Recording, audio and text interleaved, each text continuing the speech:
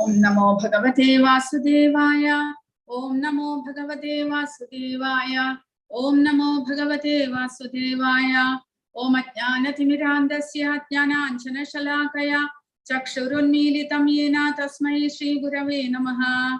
Namo Om Vishnupadaya Krishna Preshtaya Bhutale Srimate Bhakti Vedanta Swaminiti Namine.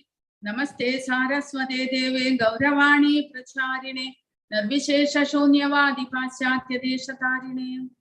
Jaya Shri Krishna Chaitanya Prabhu Nityananda Shri Advaita Gadadhara Shri Vasadi Gaura Bhakta Vrinda.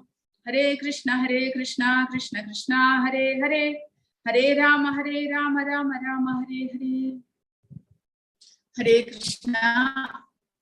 ഇന്ന് അധ്യായം 13 പ്രകൃതി പുരുഷൻ ക്ഷേത്രജ്ഞൻ എന്നിവരെ കുറിച്ചുള്ള ജ്ഞാന യോഗമാണ് ഇന്ന് ആരംഭിക്കുന്നത്. അപ്പോൾ ഭക്തി യോഗം കഴിഞ്ഞ ക്ലാസ്സോടുകൂടി കഴിയുകയുണ്ടായി. ജയ് ശ്രീ ശ്രീ രാധാ ഗോവിന്ദജി. ഭക്തി യോഗത്തിനെ കുറിച്ചുള്ള വിവരണങ്ങൾ 12ാം അധ്യായത്തോടുകൂടി കഴിയുന്നു.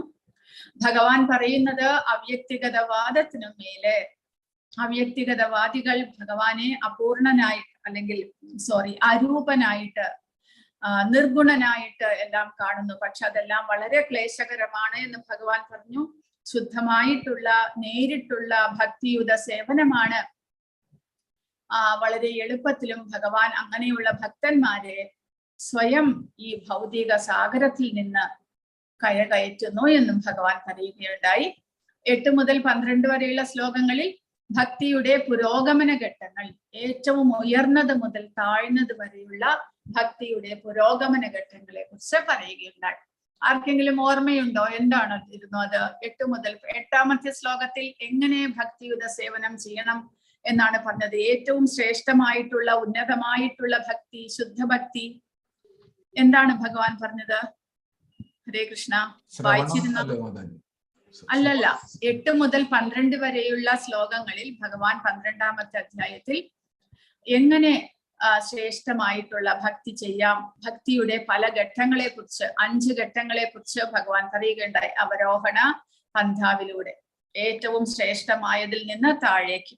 അപ്പോൾ ഏറ്റവും ശ്രേഷ്ഠമായ ഭക്തി എന്താണ്? 8ാമത്തെ ശ്ലോകത്തിൽ ഭഗവാൻ പറഞ്ഞത്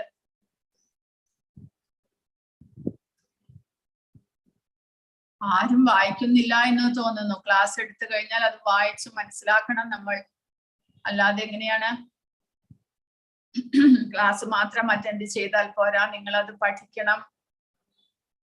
അപ്പോൾ 8ാമത്തെ ശ്ലോകത്തിൽ മനസ്സും ബുദ്ധിയും ഭഗവാനിൽ അർപ്പിച്ചുകൊണ്ടുള്ള ഭക്തിയുത സേവനം, സദാസമയവും ഭഗവാനെ കുറിച്ച് ചിന്തിച്ചുകൊണ്ട് ഭഗവാന്റെ സേവനങ്ങൾ ചെയ്ത് ബുദ്ധി അർപ്പിക്കുക എന്നാണ് ഭഗവാൻ പറഞ്ഞിരിക്കുന്നത്. അതായത് നമ്മൾ നമ്മുടെ ബുദ്ധി കൊണ്ട് പ്രത്യേകമായിട്ട് എന്തെങ്കിലും ചിന്തിച്ച് ഓരോന്നോരോന്നും ഉണ്ടാക്കേണ്ട ആവശ്യമില്ല. ഭഗവാന്റെ ഇച്ഛയ്ക്കനുസരിച്ച് ജീവിക്കുക, അത്രമാത്രം. മനസ്സും ബുദ്ധിയും ഭഗവാനിൽ കേന്ദ്രീകരിക്കുക.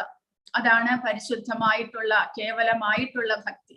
നമ്മളായിട്ട് എന്തെങ്കിലും പ്രത്യേകമായിട്ട് എന്തെങ്കിലും ഉണ്ടാക്കുകയോ ചിന്തിച്ച് ഓരോന്ന് കണ്ടുപിടിക്കുകയോ ഒന്നും ചെയ്യേണ്ട ആവശ്യമില്ല. ഭഗവാൻ എന്ത് നമ്മളെ ഉപദേശിച്ചിരിക്കുന്നോ അത് അതേപടി അനുസരിക്കുക, അത്രമാത്രം. അതിലും താഴെയാണ് ഭഗവാൻ പറയുന്നത്, അതും ചെയ്യാൻ നിങ്ങൾക്ക് സാധിക്കുന്നില്ല എന്നുണ്ടെങ്കിൽ അഭ്യാസയോഗം പരിശീലിക്കുക, ഭക്തിയുത സേവനത്തെ പരിശീലിക്കുക. അതാണ് ശ്രവണം, കീർത്തനം മുതലായിട്ടുള്ള നവവിധ ഭക്തിയുത സേവനത്തിലൂടെ ഭഗവാനെ സേവിച്ച് ഭക്തി വളർത്തുവാനായിട്ട് പരിശീലിക്കുക. 2ാമത്തെ സ്റ്റെപ്പാണ് ഭഗവാൻ പറയുന്നത് പരിശീലനം. ക്രമേണ നമ്മുടെ പാപകർമ്മ ഫലങ്ങളെല്ലാം നീങ്ങി നമുക്ക് ശുദ്ധമായിട്ടുള്ള ഭക്തിയിലേക്ക് മനസ്സും ബുദ്ധിയും ഭഗവാനിൽ കേന്ദ്രീകരിക്കാനായിട്ട് നമുക്ക് സാധിക്കുന്നു. അപ്പോൾ അത് 2ാമത്തേത്. അതും നമുക്ക് അനുഷ്ഠിക്കാൻ സാധിക്കുകയില്ലെങ്കിൽ ഭഗവാൻ പറഞ്ഞു, ഭഗവാന് വേണ്ടി കർമ്മം ചെയ്യുക. ഭഗവാന്റെ ഭക്തന്മാരുണ്ടായിരിക്കും എല്ലാ ദിക്കിലും. ഭഗവാന് സേവനം അനുഷ്ഠിച്ചുകൊണ്ടുള്ള ഭഗവാന്റെ ഭക്തന്മാരുണ്ട്. അവർക്ക് വേണ്ടുന്ന സഹായങ്ങൾ ചെയ്യുക. ഭഗവാന്റെ ഉപദേശങ്ങളെ മറ്റുള്ളവരിലേക്ക് എത്തിക്കാനായിട്ട് പ്രയത്നിക്കുക. കൃഷ്ണാവബോധം പ്രചരിപ്പിക്കുക. ഇതെല്ലാം തന്നെ ഭഗവാൻ ഇഷ്ടപ്പെട്ട സേവനങ്ങളാണ്. അങ്ങനെ ഭഗവാന് വേണ്ടി കർമ്മം ചെയ്യും. കാരണം ഭഗവാൻ നേരിട്ട് ദ്വാപരയുഗത്തിൽ അവതരിച്ച് നമുക്ക് ഭഗവത്ഗീത ഉപദേശം തന്നിട്ട് പോയി കഴിഞ്ഞിരിക്കുന്നു. പിന്നീട് ചൈതന്യ മഹാപ്രഭുവായിട്ട് അദ്ദേഹം അവതരിച്ച് ഹരേ കൃഷ്ണ മന്ത്രത്തെ പ്രചാരം ചെയ്തു. ഇനി അത് നമ്മുടെ കടമയാണ്. നമ്മൾ മനസ്സിലാക്കുകയും ഭക്തന്മാർ സ്വയം മനസ്സിലാക്കുകയും അത് പരിശീലിക്കുകയും പിന്നീട് മറ്റുള്ളവർക്ക് പകർന്നു കൊടുക്കുകയും ചെയ്യുക. അതാണ് ഭഗവാന് വേണ്ടിയിട്ട് നമുക്ക് ചെയ്യാൻ സാധിക്കുന്ന സേവനം. അതും ചെയ്യാൻ സാധിക്കുന്നില്ല എന്നുണ്ടെങ്കിൽ, കാരണം കൃഷ്ണാവബോധത്തിലൂടെ പ്രവർത്തിക്കാൻ വീട്ടിൽ എന്തെങ്കിലുമൊക്കെ തടസ്സങ്ങളുണ്ട് എന്നുണ്ടെങ്കിൽ ഭഗവാൻ പറയുന്നു, നമ്മുടെ കർമ്മഫലത്തെ നല്ല ഏതെങ്കിലും സാമൂഹിക പ്രവർത്തനത്തിനായിട്ടോ അല്ലെങ്കിൽ ഭഗവാന് വേണ്ടിയിട്ടോ കർമ്മഫലം ത്യജിക്കുക. കർമ്മം ചെയ്യണം എല്ലാവരും, അവനവനായിട്ട് എല്ലാവരും അവനവർക്ക് ലഭിച്ചിട്ടുള്ള കർമ്മങ്ങൾ ചെയ്യുക.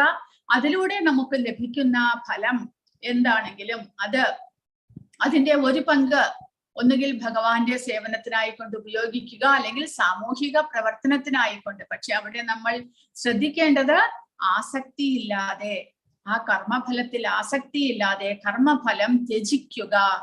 അങ്ങനെ കർമ്മഫലം ത്യജിക്കുക വഴി ആ കർമ്മഫലത്തിന്റെ ആ പ്രതികരണം ഇല്ലാതെയാകുന്നു നമ്മുടെ ഉള്ളിൽ. അങ്ങനെ പ്രതികരണം ഇല്ലാതെയാകുമ്പോൾ പരിശുദ്ധനാകാൻ സാധിക്കും. പരിശുദ്ധനാകുന്ന മനസ്സിൽ നമുക്ക് ആധ്യാത്മിക ജ്ഞാനം കരസ്ഥമാക്കാൻ സാധിക്കും. ആധ്യാത്മിക ജ്ഞാനം കരസ്ഥമാക്കി നമുക്ക് ഭക്തരാകാൻ സാധിക്കുന്നു. അങ്ങനെ കർമ്മഫലത്തെ ത്യജിക്കുക. പക്ഷെ അവസാനമായിട്ട് ഭഗവാൻ അതും സാധ്യമല്ലെങ്കിൽ ജ്ഞാനം സമ്പാദിക്കൂ. ജ്ഞാനത്തിലൂടെ ഭഗവാനെ ധ്യാനിക്കാൻ നമുക്ക് സാധിക്കുന്നു. ആ ധ്യാനത്തിലൂടെ ഭഗവാനെ മനസ്സിലാക്കി നമ്മുടേതെല്ലാം നമുക്ക് ത്യാഗം ചെയ്യാൻ സാധിക്കുന്നു. ആ ത്യാഗത്തിലൂടെ നമുക്ക് ശാന്തി കൈവരും. നമ്മുടേത് എന്ന് പറഞ്ഞുകൊണ്ട് നമ്മളെല്ലാം ഇതെന്റേതാണ് എന്ന് പറഞ്ഞ് എടുത്തു വെച്ചുകൊണ്ടിരുന്നാൽ ഒരു ദിവസം പെട്ടെന്ന് നമുക്ക് പോകേണ്ടി വന്നു കഴിഞ്ഞാൽ എന്ത് സംഭവിക്കും? ഈ എന്റേതാണ് എന്ന് പറഞ്ഞുകൊണ്ട് നമ്മൾ വെച്ചിരിക്കുന്നതെല്ലാം തന്നെ, എന്റെ മനസ്സിൽ ഇതെല്ലാം എന്റേതാണ്, ഞാൻ ആ അറ്റാച്ച്മെന്റ് വിട്ടിട്ടില്ല, അതുകൊണ്ട് അത് അനുഭവിക്കാനായിട്ട് ഞാൻ വീണ്ടും ജനിക്കേണ്ടി വരും. പ്രഭുപാദ പറയുന്നത്, ഇങ്ങനെ വളരെയധികം ധനമെല്ലാം സൂക്ഷിച്ചു വെച്ചിരിക്കുന്ന ഒരാൾ ഒരു ഫ്ലാറ്റിലോ എവിടെയെങ്കിലും ധനമെല്ലാം സൂക്ഷിച്ച് എന്റേത് എന്നുള്ള ആസക്തിയോടുകൂടി സൂക്ഷിച്ചു വെച്ചിട്ട് ഒരു ദിവസം മരിച്ചു പോയി കഴിഞ്ഞാൽ പിന്നീട് ആ ഫ്ലാറ്റിൽ നമുക്കൊരു എലിയായിട്ട് ജനിക്കേണ്ടി വരും അത്രേ. കാരണം അതിനെ കൂട്ടിരിക്കാനായിട്ട്. പ്രഭുപാദ പറയുന്നത് അതാണ്. അതുകൊണ്ട് മരിക്കുന്നതിന് മുൻപ് എപ്പോഴാണ് മരണം വരിക എന്ന് നമുക്ക് അറിഞ്ഞുകൂടാ എങ്കിലും ഭഗവാൻ പറയുന്നത് നമ്മുടേത് എന്നുള്ള ചിന്ത നമ്മൾ വെടിയുക. കാരണം നമ്മുടേതായിട്ട് ഒന്നും തന്നെയില്ല. എല്ലാം നിങ്ങൾ വീതിച്ചു കൊടുത്തുകൊള്ളും, മക്കൾക്ക്, അവർക്ക്, ഇവർക്ക്, നമ്മുടേതായിട്ട് എന്ന് ആ ഒരു സങ്കല്പം പോലും നമ്മുടെ ഉള്ളിൽ വേണ്ട. കാരണം ഏത് ദിവസവും നമുക്ക് മരണം നമ്മളെ മുട്ടി വിളിക്കാം, നമുക്ക് പോകേണ്ടി വരും. അപ്പോൾ ആ അറ്റാച്ച്മെന്റും കൊണ്ട് നമ്മൾ പോകുകയാണെങ്കിൽ വീണ്ടും പുനർജന്മം നിശ്ചയം. അപ്പോൾ അതുകൊണ്ട് അതില്ലാതിരിക്കാനായിട്ട് ത്യാഗം ഭഗവാൻ പറഞ്ഞിരിക്കുന്നു. അതിനാദ്യം വേണ്ടത് ജ്ഞാനം. ആ ജ്ഞാനമാണ് ഭഗവാൻ ഇനി ഈ അധ്യായങ്ങളിലൂടെ പറയാൻ പോകുന്നത്. ജ്ഞാനം സമ്പാദിച്ചു കഴിഞ്ഞാൽ ഭൗതിക പ്രകൃതിയെ കുറിച്ച്, ജീവാത്മാവിനെ കുറിച്ച്, ഭഗവാനെ കുറിച്ച് ഉള്ള ശരിയായിട്ടുള്ള അറിവ്, എന്താണ് ഇവിടെ നടക്കുന്നത് ഈ പ്രപഞ്ചത്തിൽ എന്നുള്ള ശരിയായിട്ടുള്ള അറിവാണ് ഭഗവാൻ 13 മുതൽ 18 വരെയുള്ള അധ്യായങ്ങളിൽ നമുക്ക് പറഞ്ഞു തരുന്നത്. ആ ജ്ഞാനം സമ്പാദിക്കുക വഴി ഭഗവാനാണ് പരമപുരുഷൻ എന്ന് ഈ അധ്യായത്തിലും അടുത്ത അധ്യായങ്ങളിലും 15-ാമത്തെ അധ്യായം 18-ാമത്തെ അധ്യായം വരെ ഭഗവാൻ പറയുന്നുണ്ട്. ആ പരമപുരുഷനെ കുറിച്ച്, പരമാത്മാവായിട്ട് നമ്മുടെ ഹൃദയത്തിലുള്ള ഭഗവാനെ കുറിച്ച്. അപ്പോൾ ആ ഭഗവാനെ നമുക്ക് ധ്യാനിക്കാനുള്ള ആഗ്രഹം ഉണ്ടാകുന്നു. അങ്ങനെ ധ്യാനിക്കുന്നത് വഴി എന്ത് സംഭവിക്കുന്നു? ഭഗവാനെ അറിയുകയും ആ ജ്ഞാനം സമ്പാദിക്കുകയും എല്ലാം ചെയ്യുക വഴി നമ്മുടെ അറ്റാച്ച്മെന്റ്, ആസക്തി ഇല്ലാതാകുന്നു. അങ്ങനെ എല്ലാം ത്യജിക്കുവാനുള്ള മനസ്ഥിതി നമ്മിൽ ഉണ്ടാകുന്നു. അങ്ങനെ പരമമായ ശാന്തിയും സമാധാനവും നമുക്കുണ്ടാകും എന്നാണ് ഭഗവാൻ പറയുന്നത്. കൂടാതെ 13 മുതൽ 20 വരെയുള്ള ശ്ലോകങ്ങളിൽ ഭഗവാൻ ഭക്തനെ ഭഗവാൻ സ്നേഹിക്കാനുള്ള കാരണങ്ങൾ, ആ ഭക്തന്മാരിൽ വളർന്നു വരുന്ന ഗുണങ്ങൾ, പരിശുദ്ധമായിട്ടുള്ള ഗുണങ്ങൾ മൂലം ഭഗവാന് ആ ഭക്തൻ വളരെ പ്രിയപ്പെട്ടവനായിട്ട് മാറുന്നു. നമ്മുടെ ഉള്ളിൽ ഇപ്പോൾ ഭൗതികതയിൽ ആസക്തരായിരിക്കുന്ന സമയത്ത് നമ്മുടെ ഉള്ളിൽ നല്ലതും ചീത്തയുമായിട്ടുള്ള എല്ലാ ഗുണങ്ങളും ദുശീലങ്ങളും എല്ലാം തന്നെ ഉണ്ടാകും. എന്നാൽ ഒരു ഭക്തനായിട്ട് മാറുമ്പോൾ ആ ഭക്തനിൽ ദൈവീകമായിട്ടുള്ള ഗുണങ്ങൾ മാത്രമാണ് ഉണ്ടാകുക. ഒരു ദുശീലങ്ങളാകട്ടെ, പാപകർമ്മം ചെയ്യാനുള്ള പ്രേരണയാകട്ടെ, അല്ലെങ്കിൽ ചീത്ത ഏതെങ്കിലും സ്വഭാവങ്ങളാകട്ടെ ഒന്നും തന്നെ ഉണ്ടാകുന്നില്ല. അതുകൊണ്ട് ആ ഭക്തനെ ഭഗവാൻ വളരെയധികം ഇഷ്ടപ്പെടുന്നു. ഇനി ഈ അധ്യായത്തിൽ 6 ചോദ്യങ്ങൾ അർജുനൻ ചോദിക്കുകയാണ്. 1 പ്രകൃതി, 2 പുരുഷൻ, 3 ക്ഷേത്രം, 4 ക്ഷേത്രജ്ഞൻ, 5 ജ്ഞാനം, 6 ജ്ഞേയം. ഇതെല്ലാം എന്താണ് എന്ന് അർജുനൻ ചോദിക്കുകയാണ്. അതിന് ഭഗവാൻ 2 മുതൽ 7 വരെയുള്ള ശ്ലോകങ്ങളിൽ ഭഗവാൻ ആദ്യം ഉത്തരം നൽകുന്നു. പിന്നീട് ക്ഷേത്രവും ക്ഷേത്രജ്ഞനും എല്ലാം തമ്മിലുള്ള 3 മുതൽ 4 വരെയുള്ള ചോദ്യങ്ങൾക്ക് ക്ഷേത്രം എന്നാൽ എന്ത്, ക്ഷേത്രജ്ഞൻ ആരാണ് എന്ന് പറയുന്നു. പിന്നീട് 5ാമത്തെ ചോദ്യത്തിൽ കൃഷ്ണൻ ജ്ഞാനത്തിന്റെ പ്രക്രിയയും മോക്ഷത്തെ കുറിച്ചും പറയുന്നു. 13 മുതൽ 19 വരെയുള്ള ശ്ലോകങ്ങളിൽ 6ാമത്തെ ചോദ്യം, അതായത് ജ്ഞേയം എന്ന് പറഞ്ഞാൽ എന്താണ്, എന്തിനെയാണ് ജ്ഞേയം എന്ന് പറഞ്ഞു കഴിഞ്ഞാൽ ആരെയാണ് നമ്മൾ അറിയേണ്ടത്, എന്തിനെയാണ് അറിയേണ്ടത്.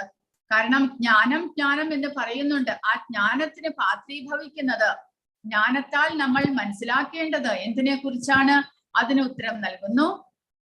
20 മുതൽ 26 വരെയുള്ള ശ്ലോകങ്ങളിൽ പ്രകൃതി, പുരുഷൻ, പ്രകൃതിയിലെ ത്രിഗുണങ്ങളുടെ അന്യോന്യ ബന്ധം, ഇവയെക്കുറിച്ചെല്ലാം വിസ്തരിച്ച് ഭഗവാൻ പറഞ്ഞു തരുന്നു. പ്രകൃതി എന്നാൽ എന്താണ് എന്ന് ആദ്യം പറയുന്നുണ്ട്. ആ ഭൗതിക പ്രകൃതിയും ആ ഭൗതിക പ്രകൃതിയിലുള്ള ജീവാത്മാവും, ആ ജീവാത്മാവും പിന്നീട് പ്രകൃതിയുമായിട്ട് ബന്ധപ്പെടുമ്പോൾ ഉണ്ടാകുന്ന ത്രിഗുണങ്ങൾ, ആ ത്രിഗുണങ്ങളുമായിട്ടുള്ള ബന്ധം എന്താണ്, എല്ലാം വിശദമായിട്ട് പറയുന്നു.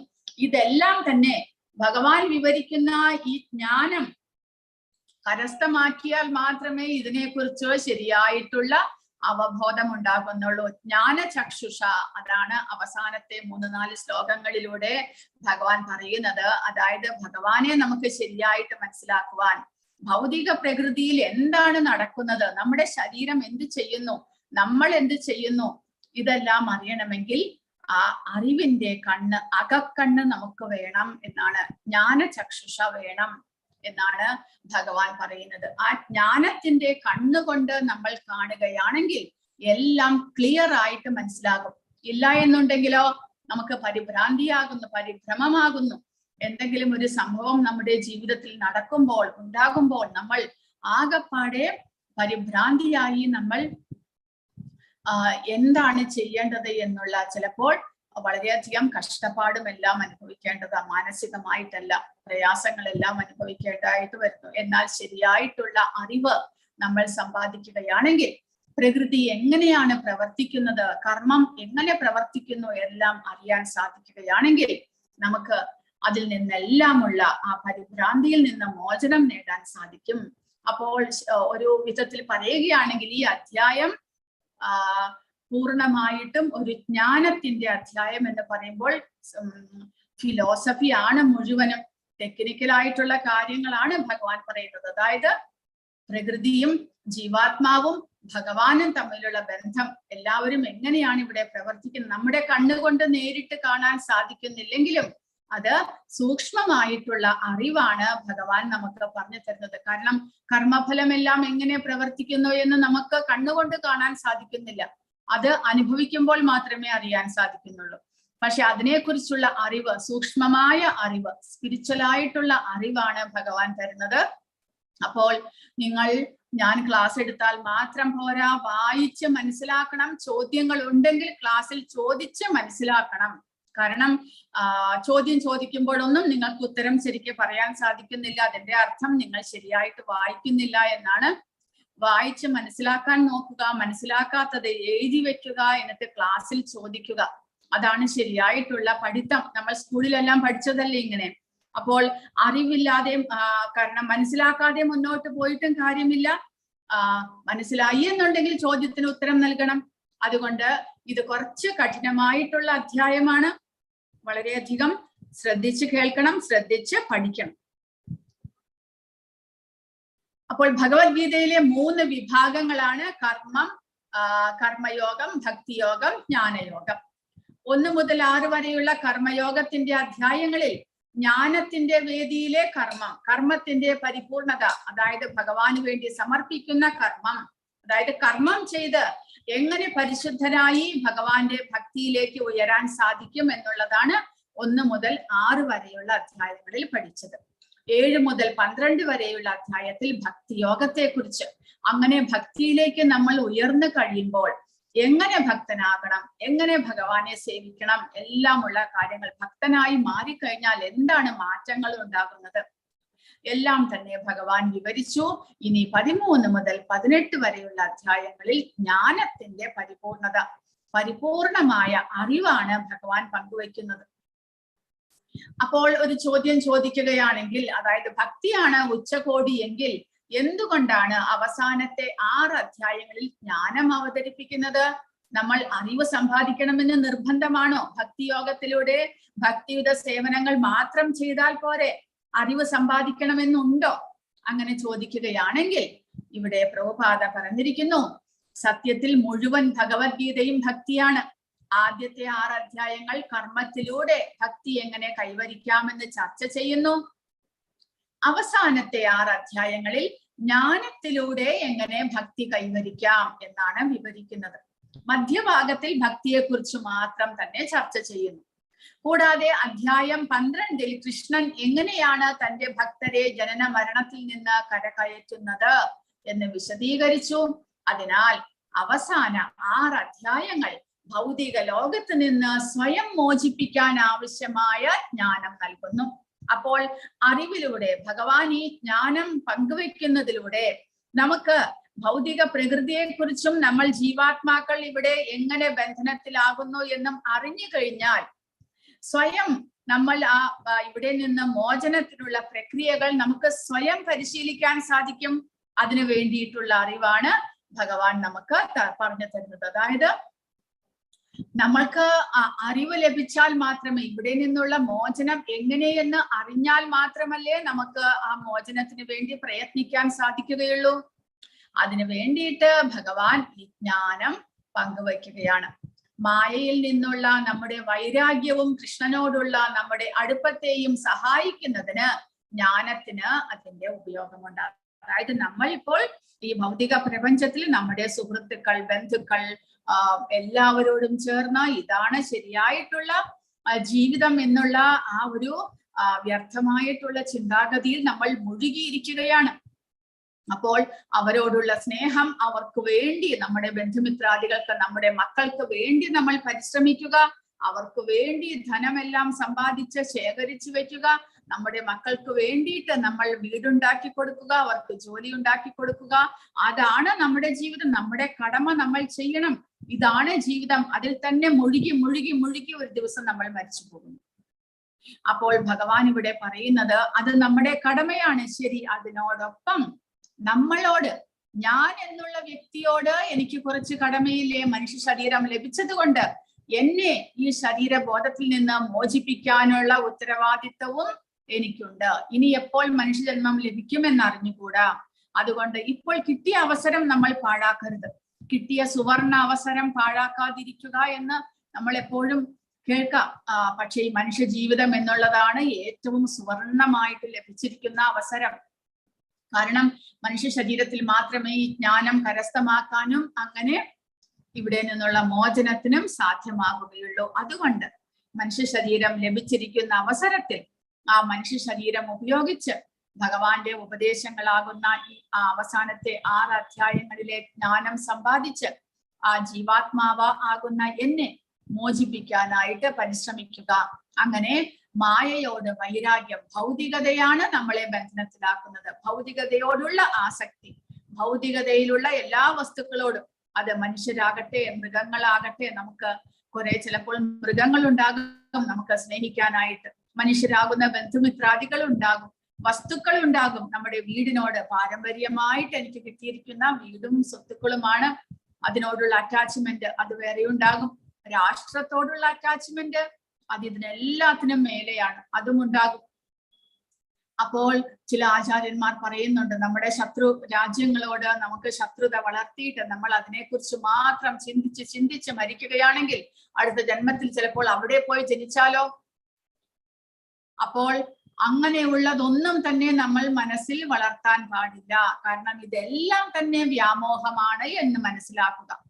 കാരണം അറ്റാച്ച്മെന്റ് എന്നുള്ളത് ആസക്തിയായിട്ട് നമ്മൾ ആ ഒരു അടുപ്പം വേണം വേണ്ട എന്ന് പറയുന്നില്ല. നമ്മളുടെ മക്കളോടും വീട്ടുകാരോടും എല്ലാവരോടും അടുപ്പം വേണം. കാരണം നമ്മുടെ കർത്തവ്യമാണ്. ഭഗവാനാണ് ഇങ്ങനെ ഒരു ബന്ധത്തിലേക്ക് നമ്മളെ ആക്കിയിരിക്കുന്നത്. അപ്പോൾ അവരുടെ ഉള്ള ചുമതലകളെല്ലാം തന്നെ നമ്മൾ നിർവഹിക്കണം. പക്ഷേ അറ്റാച്ച്മെന്റ് പാടില്ല. കാരണം ഇതാണ് എല്ലാം എന്നുള്ള ആ ഒരു ചിന്താഗതി ഉണ്ടല്ലോ, അത് മാറ്റി ഭഗവാനാണ് സത്യം, ഭഗവാനാണ് എല്ലാം എന്നുള്ള ചിന്താഗതിയിലേക്ക് നമ്മൾ മാറേണ്ടതാണ്. അങ്ങനെ കൃഷ്ണനോടുള്ള അടുപ്പത്തെ വർദ്ധിപ്പിക്കുക. അതിന് ഈ ജ്ഞാനം നമ്മളെ സഹായിക്കും. അതിനാൽ ഭക്തി നേടാനുള്ള ഉപാധിയായി ജ്ഞാനം ഉപയോഗിക്കുമ്പോൾ അത് ഭക്തിയുടെ ഭാഗമാകും. അപ്പോൾ ഭക്തി വളർത്താനുള്ള ഒരു ഉപായമാണ് ജ്ഞാനം. അതിനു വേണ്ടിയിട്ടാണ് ഭഗവാൻ ഈ ശരിയായിട്ടുള്ള അറിവിനെ നമുക്ക് പകർന്നു തരുന്നത്.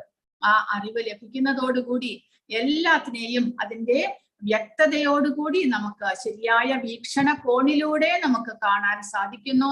അങ്ങനെ ഭൗതിക പ്രപഞ്ചം എങ്ങനെ നമ്മളെ കുടുക്കിലാക്കുന്നു എന്നുള്ള ആ വ്യാമോഹത്തെ കുറിച്ചുള്ള ശരിയായിട്ടുള്ള അറിവുണ്ടാകുന്നു. അങ്ങനെ ഭഗവാനോട് നമുക്ക് കൂടുതലായിട്ട് അടുക്കാൻ സാധിക്കുന്നു. അപ്പോൾ അർജുനന്റെ ചോദ്യമാണ്, അല്ലയോ പ്രിയപ്പെട്ട കൃഷ്ണ, പ്രകൃതി, പുരുഷൻ, ക്ഷേത്രം, ക്ഷേത്രജ്ഞൻ, ജ്ഞാനം, ജ്ഞാനത്തിന് വിഷയീഭവിക്കുന്നത്, ഇവയെ കുറിച്ചെല്ലാം അറിയാൻ എനിക്ക് ആഗ്രഹമുണ്ട്. അപ്പോൾ ഭഗവാൻ ഉത്തരം പറയുന്നത്, പരമദിവ്യോത്തമ പുരുഷൻ പറഞ്ഞു, കുന്തിപുത്ര, ഈ ശരീരം ക്ഷേത്രം എന്ന് പറയപ്പെടുന്നു. ഇതിനെ അറിയുന്നവനാണ് ക്ഷേത്രജ്ഞൻ.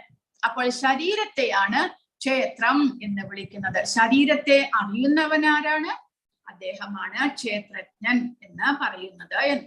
അപ്പോൾ 6 ചോദ്യങ്ങളാണ് അർജുനൻ ചോദിക്കുന്നത്. പ്രകൃതി എന്ന് പറയുമ്പോൾ ഉത്തരം ഭൗതിക പ്രകൃതിയെയാണ് പ്രകൃതി എന്ന് പറയുന്നത്. പുരുഷൻ എന്ന് പറഞ്ഞാൽ ആസ്വാദകൻ, ഏത് വിധത്തിലും എല്ലാത്തിനെയും ആസ്വദിക്കാൻ ആഗ്രഹിക്കുന്നവനാണ് ആസ്വാദകൻ. അപ്പോൾ ഇവിടെ ആരാണ് പ്രകൃതിയുടെ ആസ്വാദകൻ? ആരാണ്? നമ്മൾ ജീവാത്മാക്കൾ. പ്രകൃതിയെ അനുഭവിക്കാൻ നമ്മൾ ആഗ്രഹിക്കുന്നു, ആസ്വദിക്കാൻ ആഗ്രഹിക്കുന്നു, ചൂഷണം ചെയ്യാൻ ആഗ്രഹിക്കുന്നു, എല്ലാം തന്റേതാക്കാൻ നമ്മൾ ആഗ്രഹിക്കുന്നു. അതുകൊണ്ട് ഇവിടെ ആദ്യത്തെ പുരുഷൻ എന്ന് പറയുന്നത് നമ്മൾ ജീവാത്മാക്കളാണ്. പിന്നീട് ക്ഷേത്രം, ക്ഷേത്രം എന്ന് പറഞ്ഞാൽ ശരീരം. ക്ഷേത്രജ്ഞൻ, അതായത് ക്ഷേത്രത്തെ അറിയുന്നവനാണ് ക്ഷേത്രജ്ഞൻ. അപ്പോൾ ഇവിടെ ക്ഷേത്രജ്ഞനായിട്ട് പരമാത്മാവിനെ, എല്ലാ ശരീരങ്ങളെയും അറിയുന്ന ആളാണ് പരമദിവ്യോത്തമ പുരുഷനായിട്ടുള്ള പരമാത്മാവ്.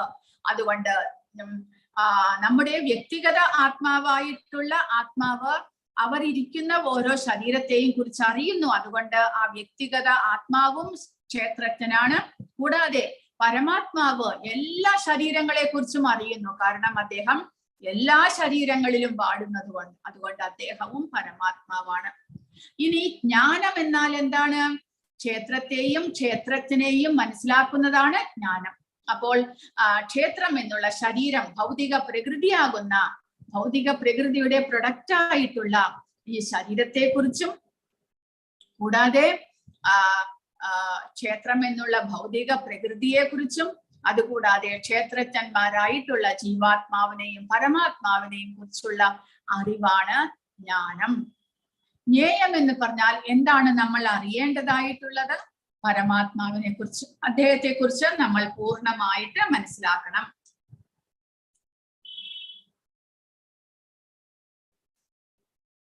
ക്ഷേത്രം അപ്പോൾ ഇവിടെ വിശദമായിട്ട് പറഞ്ഞത്, ക്ഷേത്രം എന്ന് പറഞ്ഞാൽ ശരീരം.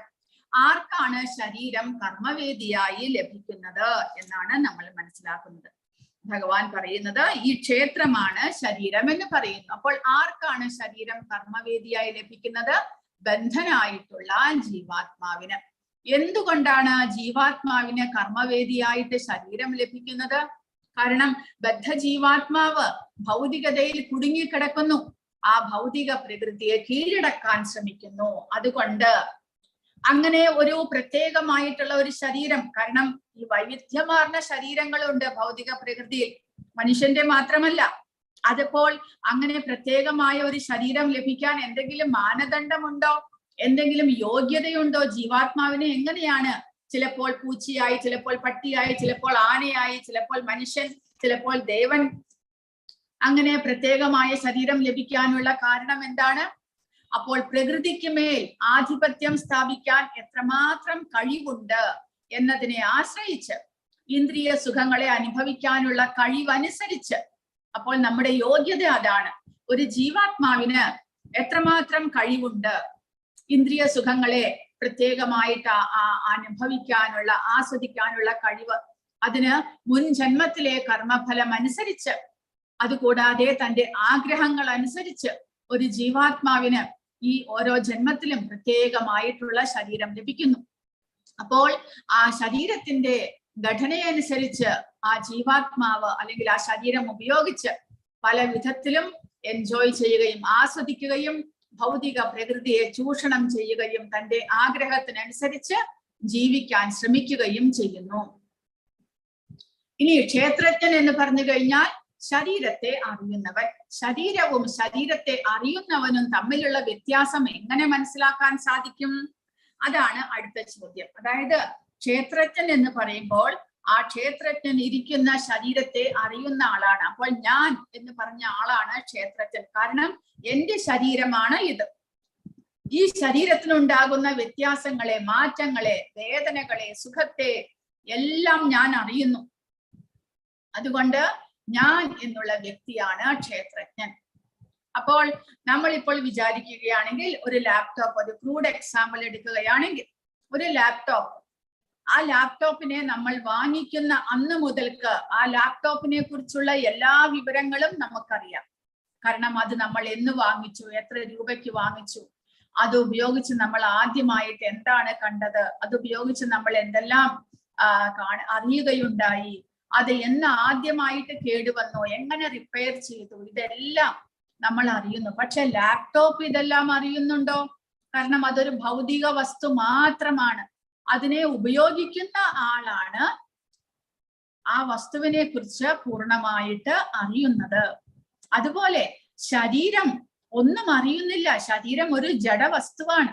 ആ ശരീരത്തിനുള്ളിലേക്ക് ഒരു ജീവാത്മാവ് പ്രവേശിക്കുമ്പോൾ മാത്രമാണ് ആ ശരീരത്തിന് ചേതനയുണ്ടാകുന്നത്, ഉണർവുണ്ടാകുന്നത്, പ്രാണനുണ്ടാകുന്നത്, ജീവനുണ്ടാകുന്നത്.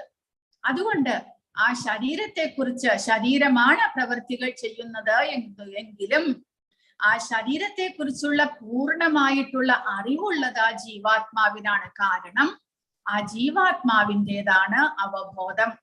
അവബോധം ശരീരത്തിൻ്റെതല്ല, ജീവാത്മാവിൻ്റെതാണ്. അതുകൊണ്ടാണ് ആ അവബോധം, ജീവാത്മാവ് ശരീരം വിട്ടു പോകുമ്പോൾ അവബോധവും ആ ജീവാത്മാവിനോടൊപ്പം പോകുന്നത് കൊണ്ടാണ് ശരീരം മൃതപ്പെട്ടു പോകുന്നത്. അപ്പോൾ ശരീരത്തെ ആരറിയുന്നുവോ അദ്ദേഹമാണ് ജീവാത്മാവ്. അതുകൊണ്ട് നമുക്ക് നമ്മുടെ ബാല്യകാലം മുതൽക്കേയുള്ള എല്ലാ കാര്യങ്ങളെയും ചിലപ്പോഴെല്ലാം ഓർമ്മ വരും. നമ്മളോട് ചിലപ്പോൾ എന്തെങ്കിലും വളരെ സന്തോഷകരമായിട്ട് നടന്ന കാര്യങ്ങളെ കുറിച്ച്, ചിലപ്പോൾ എന്തെങ്കിലും വളരെ നമുക്ക് മാനസികമായിട്ട് ദുഃഖം തന്ന കാര്യങ്ങളെ കുറിച്ച്, ചിലപ്പോൾ ശരീരത്തിന് എന്തെങ്കിലും അപകടം പറ്റിയതിനെ കുറിച്ചെല്ലാം നമുക്ക് ഓർമ്മ വരും. അതെല്ലാം നമുക്ക് ഓർമ്മയുണ്ട്. എന്തുകൊണ്ട്? ആ ശരീരത്തെ അറിയുന്ന ആ ജീവാത്മാവാണ് ഇതിനെ കുറിച്ചെല്ലാം മനസ്സിലാക്കുന്നത്. അതുകൊണ്ട് അതാണ് അവബോധജന്യമായിട്ടുള്ള ധാരണ. പക്ഷെ ശരീരം പ്രവൃത്തി ചെയ്യുന്നുണ്ടെങ്കിലും ഇതൊന്നും തന്നെ ശരീരത്തിന് മനസ്സിലാകുന്നില്ല. കാരണം അവബോധം എന്നുള്ളത് ജീവാത്മാവിൻ്റെതാണ് എന്ന്. ഹരേ കൃഷ്ണ. പ്രഭുപാദ എഴുതിയതും കൂടെ വായിച്ചിട്ട് നമുക്ക് അടുത്ത പാർട്ടിലേക്ക് കടക്കാം. ഈ ശരീരമാണ് ക്ഷേത്രം എന്ന് പറയപ്പെടുന്നത്. അതിനെ അറിയുന്നവൻ ക്ഷേത്രജ്ഞനും എന്ന് ഭഗവാൻ ഉത്തരം നൽകുന്നു. ബദ്ധനായ ജീവാത്മാവിന്റെ കർമ്മവേദിയാണ് ശരീരം. അപ്പോൾ ജീവാത്മാവ്, നമ്മൾ പഠിച്ചു ഇതിനു മുൻപ്, ജീവാത്മാവ് ഒരു അണുവാണ് എന്ന്. വളരെ സൂക്ഷ്മമാണ് ജീവാത്മാവ്. ആ ജീവാത്മാവിനെ ഈ ഭൗതിക പ്രപഞ്ചത്തിൽ പ്രവേശിച്ചത് കൊണ്ട് സ്വയം ശരീരം സ്വീകരിക്കാനോ സ്വയം പ്രവർത്തിക്കാനോ ആസ്വദിക്കാനോ ഒന്നും തന്നെ സാധ്യമല്ല. കാരണം ആ ജീവാത്മാവിന്റെ സ്വരൂപ പ്രകൃതിയിൽ ശരിയായിട്ടുള്ള അവബോധത്തിൽ, പരിശുദ്ധമായ അവബോധത്തിൽ ജീവാത്മാവ് ഭഗവാന്റെ സേവകനാണ്. ആ ജീവാത്മാവിനെ സ്വയം ആസ്വദിക്കണമെന്നുള്ള ആഗ്രഹമേ ഇല്ല. ഭഗവാന്റെ സേവകൾ ചെയ്ത് ഭക്തിയുടെ സേവനങ്ങൾ ചെയ്ത് ഭഗവാനോടൊപ്പം വാഴുക എന്നുള്ളതാണ് ജീവാത്മാവിന്റെ ധർമ്മം. പക്ഷേ എപ്പോഴാണോ ആ ജീവാത്മാവിനെ സ്വയം ആസ്വദിക്കണം എന്നുള്ള ആഗ്രഹം വരുന്നത്, ആ സമയത്ത് അപ്പോൾ ആ ജീവാത്മാവിന്റെ ധാർമ്മികമായിട്ടുള്ള അവസ്ഥയിൽ നിന്ന് ജീവാത്മാവ് മാറ്റപ്പെടുകയായി. കാരണം ശരിയായിട്ടുള്ള ധാർമ്മികമായിട്ടുള്ള അവസ്ഥ ജീവാത്മാവിൻ്റെത് ഭഗവാനെ സേവിക്കണം എന്നുള്ളതാണ്.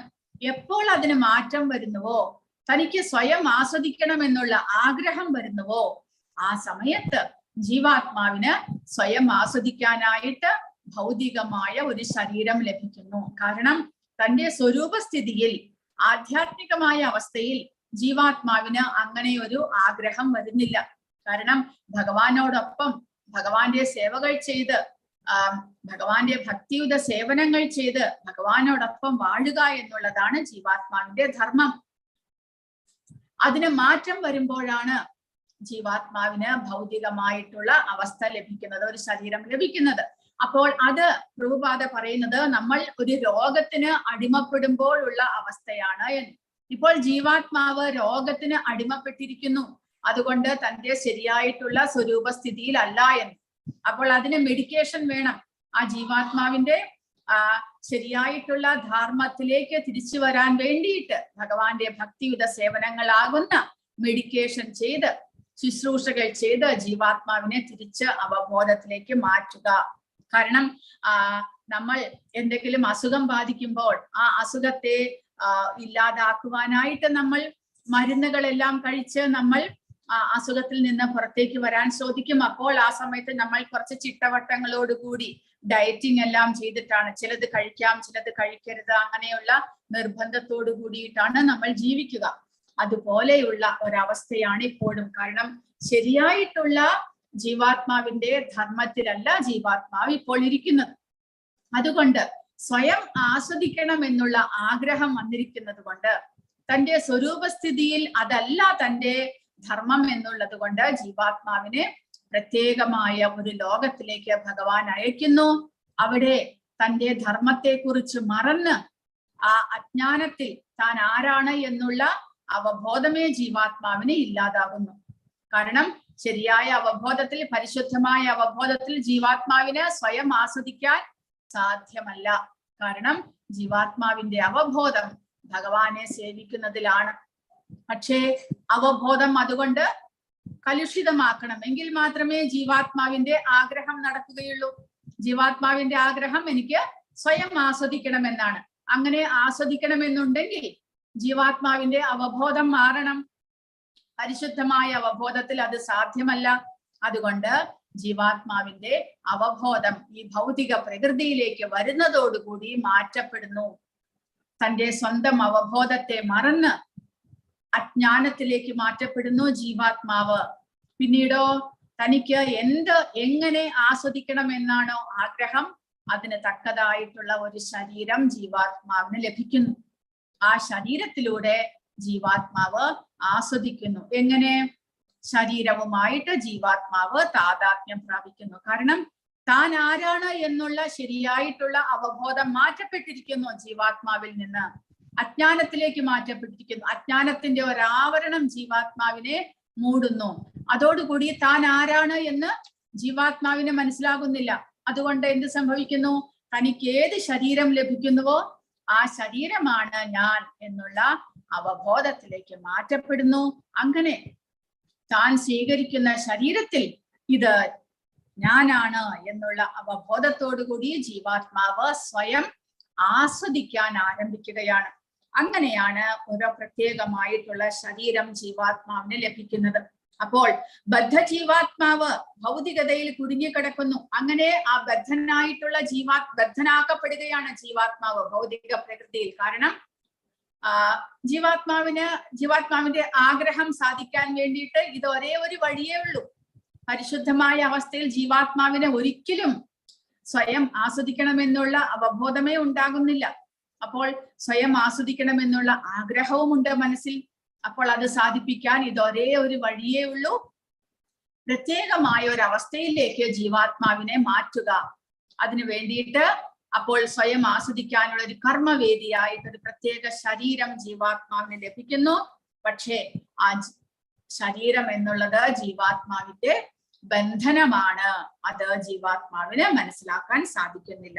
അങ്ങനെ ഭൗതികതയിൽ കുടുങ്ങിക്കിടക്കുന്നു. ആ ഭൗതിക പ്രകൃതിയെ കീഴടക്കാൻ ശ്രമിക്കുകയും ചെയ്യുന്നു. അങ്ങനെ ഒരു പ്രത്യേക ശരീരം ലഭിച്ച അവബോധം മുഴുവനും മാറിക്കഴിയുമ്പോൾ പിന്നീട് ജീവാത്മാവ് ശരീരബോധത്തിലാക്കപ്പെടുന്നതോടുകൂടി സ്വയം പല വിധത്തിലും ആസ്വദിക്കാൻ ശ്രമിക്കുകയാണ്.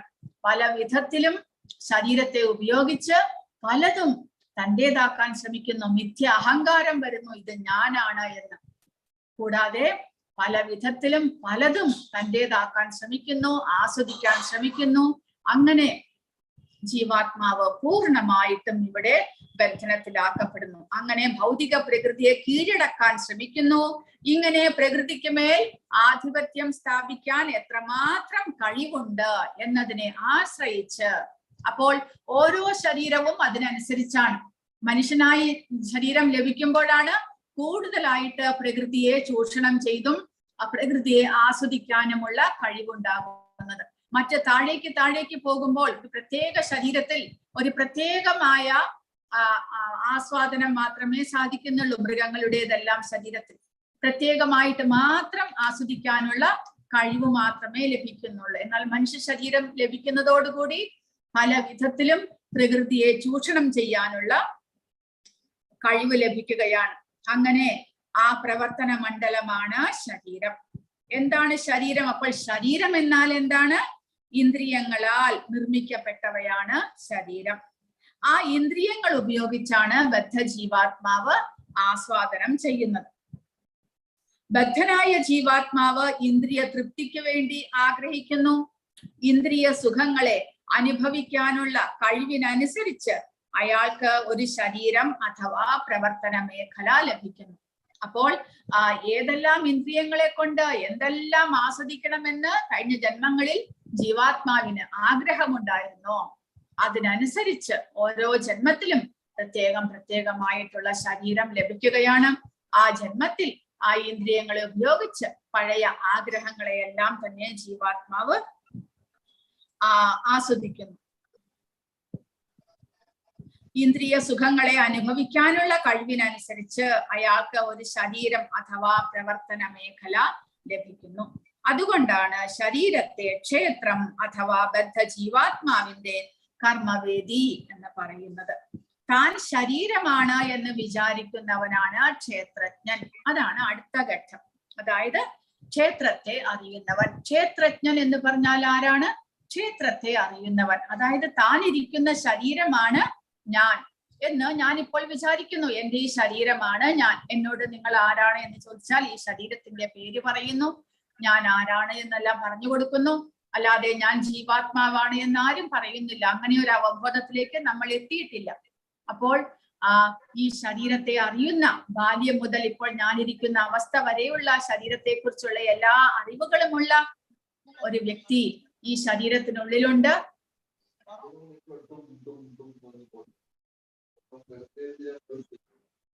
അതാണ് ജീവാത്മാവ്, ക്ഷേത്രജ്ഞൻ എന്ന് പറയുന്നത്. ക്ഷേത്രവും ക്ഷേത്രജ്ഞനും അഥവാ ശരീരവും ശരീരത്തെ അറിയുന്നവനും തമ്മിലുള്ള വ്യത്യാസം മനസ്സിലാക്കാൻ പ്രയാസമില്ല. നമ്മളിപ്പോൾ പറഞ്ഞതുപോലെ ക്ഷേത്രം എന്നുള്ള ശരീരത്തെ കുറിച്ചും ആ ക്ഷേത്രത്തിനുള്ളിൽ വാഴുന്ന ക്ഷേത്രജ്ഞനെ കുറിച്ചും അറിയാനായിട്ട് നമുക്ക് അധികം പ്രയാസമൊന്നുമില്ല. കാരണം ബാല്യം മുതൽ വാർദ്ധക്യം വരെ ഏതൊരാളുടെയും ശരീരത്തിന് വിവിധ മാറ്റങ്ങൾ ഉണ്ടാകുന്നുണ്ട്. എന്നാലും അയാൾ ആ വ്യക്തിയായി തന്നെ തുടരുന്നു. ഞാൻ എന്നുള്ള വ്യക്തിക്ക് മാറ്റങ്ങൾ വരുന്നില്ല. ഞാൻ കാണുന്നത് എന്റെ ഈ ശരീരത്തിന് വരുന്ന മാറ്റങ്ങളെയാണ്. നമ്മൾ കുറച്ച് ആലോചിച്ചാൽ മനസ്സിലാകും. എന്നാൽ ഞാൻ എപ്പോഴും ഞാനായിട്ട് തന്നെ തുടരുന്നു. എനിക്ക് വ്യത്യാസങ്ങളൊന്നും തന്നെ വരുന്നില്ല. എന്നാൽ ഞാൻ എന്റേതായിട്ടുള്ള ഈ ശരീരത്തിനുണ്ടാകുന്ന മാറ്റങ്ങളെ ഞാൻ അറിയുന്നു. എന്റെ ശരീരം ചിന്തിക്കുന്ന ആ മാനസികമായിട്ടുള്ള പ്രവർത്തനങ്ങളെ ഞാൻ അറിയുന്നു. അതെല്ലാം ഞാൻ അറിയുന്നുണ്ട്. ഞാൻ ഇന്നലെ ചിലപ്പോൾ നമ്മളുടെ പ്ലാനുകളെല്ലാം നമ്മൾ ഇടയ്ക്കിടയ്ക്ക് മാറ്റും. അപ്പോൾ നമ്മൾ പറയും, ഞാൻ ഇന്നലെ അങ്ങനെ വിചാരിച്ചു, ഇന്ന് ഇങ്ങനെയാ, ഇതാണ് ശരിയെന്ന് എനിക്ക് തോന്നുന്നു. അപ്പോൾ അതെല്ലാം ആ ചിന്തകളിൽ ഉണ്ടാകുന്ന മാറ്റങ്ങൾ, ശരീരത്തിനുണ്ടാകുന്ന മാറ്റങ്ങൾ, വേദനകൾ, സുഖങ്ങൾ, ഇതെല്ലാം അറിയുന്ന ആ വ്യക്തിയാണ് ക്ഷേത്രജ്ഞൻ. അപ്രകാരം പ്രവർത്തന മണ്ഡലത്തിനും അതിനെ അറിയുന്നവനും തമ്മിൽ വ്യത്യാസമുണ്ട് എന്ന് പറയുന്നു. താൻ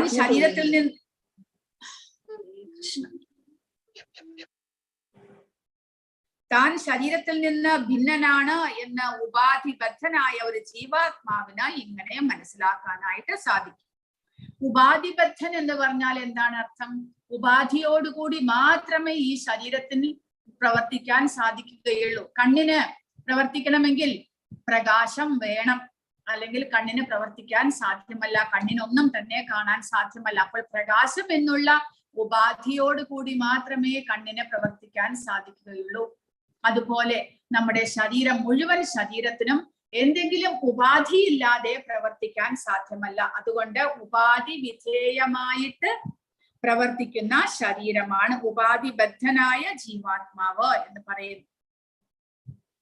അപ്പോൾ ശരീരത്തിന്റെ ഉടമ ഇങ്ങനെയുള്ള മാറ്റങ്ങളെ അറിയുന്നുണ്ട്. ഉടമസ്ഥനാണ് ക്ഷേത്രജ്ഞൻ എന്ന് പറയുന്നു. അപ്പോൾ നമ്മൾ ധരിക്കുന്ന ഉടുപ്പും നമ്മളും തമ്മിൽ വ്യത്യാസമുള്ളതുപോലെ ഈ ജീവാത്മാവിന്റെ ഒരു ഉടുപ്പ് അല്ലെങ്കിൽ ഒരു കവറിംഗ് ആണ് ഈ ശരീരം എന്ന് നമ്മൾ മനസ്സിലാക്കുക. അത്രയുമാണ് ക്ഷേത്രത്തിനും തമ്മിലുള്ള വ്യത്യാസം. ഇനി ഭഗവത്ഗീതയിലെ 3 വിഭാഗങ്ങളിലെ അറിവിന്റെ താരതമ്യമാണ് പറയുന്നത്.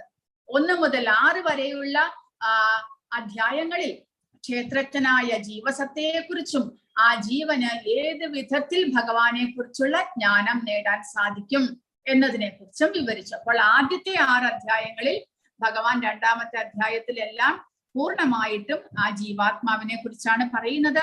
ജീവാത്മാവും ശരീരവും തമ്മിലുള്ള വ്യത്യാസത്തെ കുറിച്ച് വിവരിച്ചു. ശരീരം എന്നുള്ളത് ക്ഷയിക്കുന്നതാണ്, എന്നാൽ ജീവാത്മാവിന് ജനനമില്ല, മരണമില്ല. ജീവാത്മാവിനെ തീക്ക് ദഹിപ്പിക്കാൻ കഴിയില്ല, വെള്ളത്തിന് നനയ്ക്കാൻ കഴിയില്ല, കാറ്റിനെ വരട്ടുവാൻ കഴിയില്ല. അങ്ങനെ ഒരുപാട് കാര്യങ്ങൾ ഭഗവാൻ പറഞ്ഞു തന്നു.